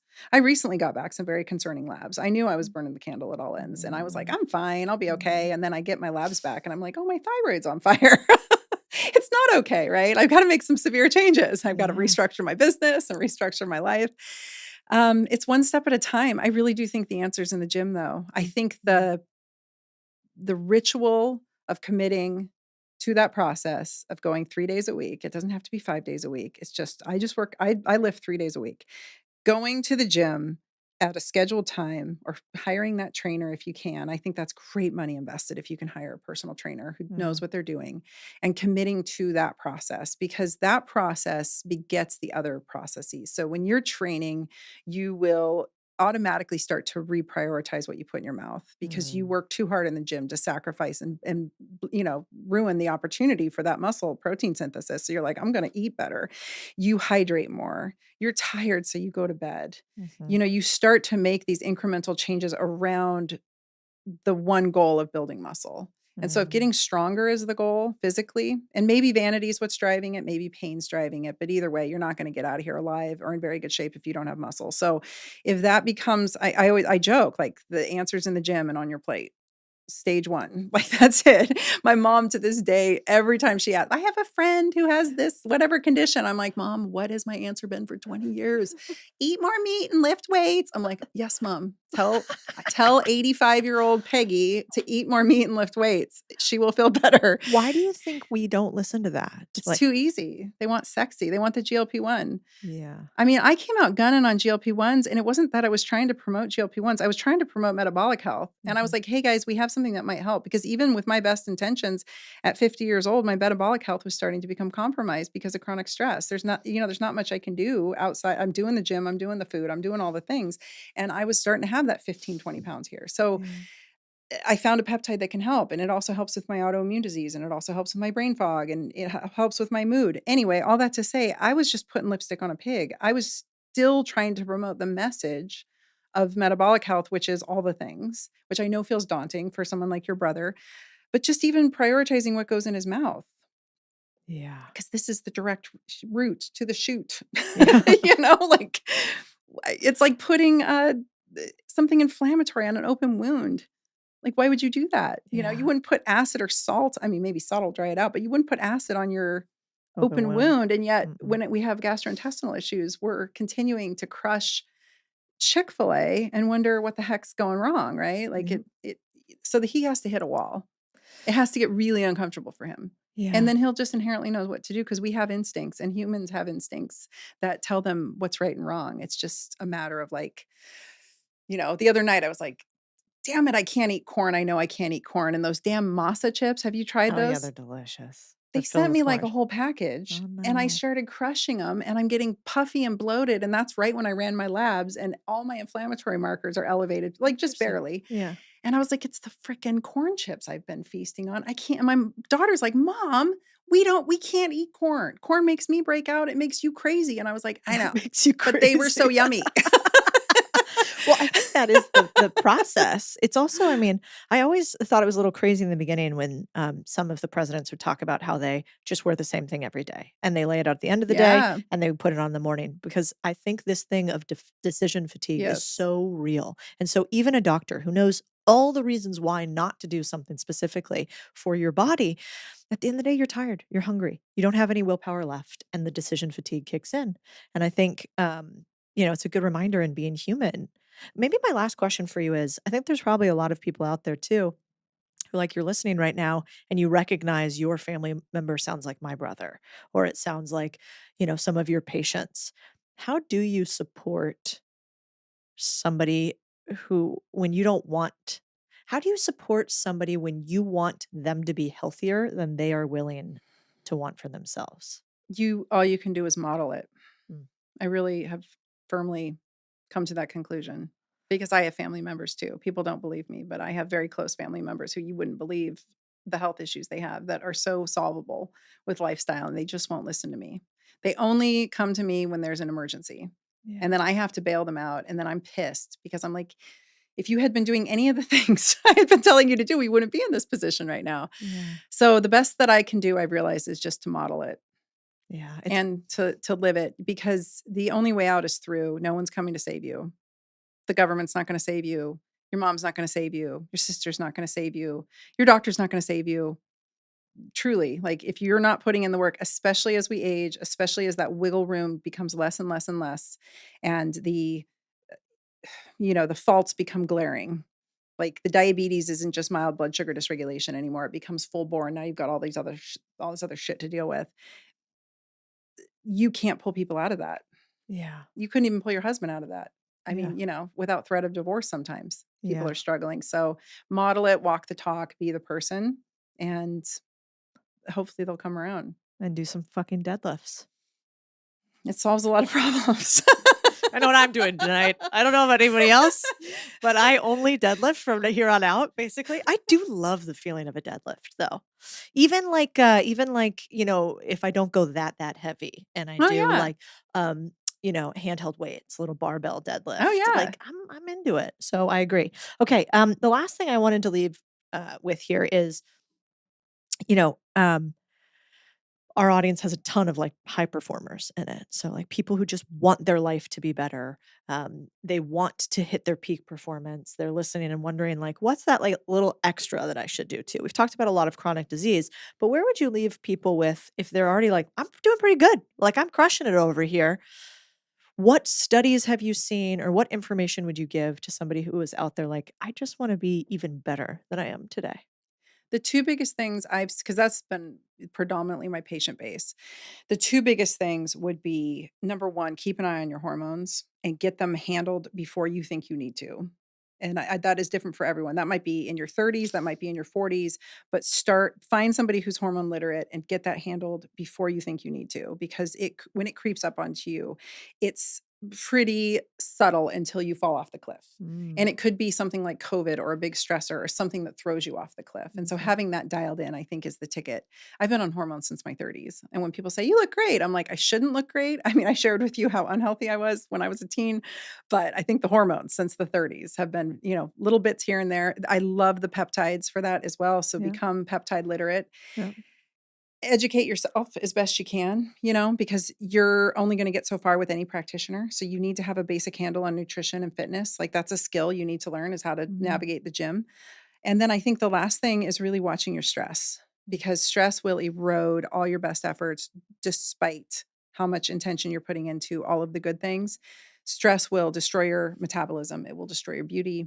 I don't drink. I drink very rarely now. And somebody asked me the other day, she said, "Why'd you quit drinking?" I'm like, "Because it makes me ugly." So vanity has been vanity and pain. I live with a lot of chronic pain too. So I think it's just navigating your life, because what I see happen is these folks get to their mid to late 40s and then all of a sudden the wheels start falling off the car. And if they don't go into that with muscle, and they don't go into that with some semblance of decent eating habits, it can happen very quickly. And so that's that miracle spot of like 45 to 50. Do not fuck around. Start getting serious about, we got to let some things go. We got to reprioritize. But if you want good, I think, good erectile function is key. Good libido, good sleep habits. Those are markers for good health. If your sleep starts falling apart as a woman, if your libido completely bottoms out, something's wrong. Yeah. Go get yourself handled. Where are all the best places to follow Dr. Tina? So I have a podcast. I would love for you to come on. Love it. Actually, Love to. yeah, I have a great podcast I love doing. I'm on Instagram. What is the podcast called? It's called The Dr. Tina Show. Very original. DRTYNA. If you go to my website, drtina.com, I've got a free 4-part video series all about GLP-1s done right, where I dive deep into each video and I give you the science on a whole different story you probably haven't heard, which I think everybody should listen to, because you will end up with someone you love on these peptides. So you might as well become literate on it. I have a bigger course if people are interested, especially healthcare practitioners. And then I think I'm mostly on Instagram. Yeah, I like your Instagram videos. I Thank was just you. going through them yesterday. Thank you. Yeah, you know what? It's perfectly tailored, bite-sized pieces of information, exactly what you need, nothing that you don't. And for somebody like myself in health, that's what I can handle. That's my microdosing of, information for help. So thank you so much for being here today. Yeah, thank you for having me. So fun. So now you can read your Okay. letter to your young self. It's funny. I was thinking about this the other day. Okay. Dear Tina, I'm going to cry. Does everyone cry when they do this? I cried when I did it. Don't stress so much. Don't starve yourself so much of like everything. Do find the gym and learn to use it as therapy. Do seek joy as often as possible. Life is short. YOLO. Love, Tina. Oh, I love it. I like her too. Thank you so much. We're going to do something cool with this for you too. Okay.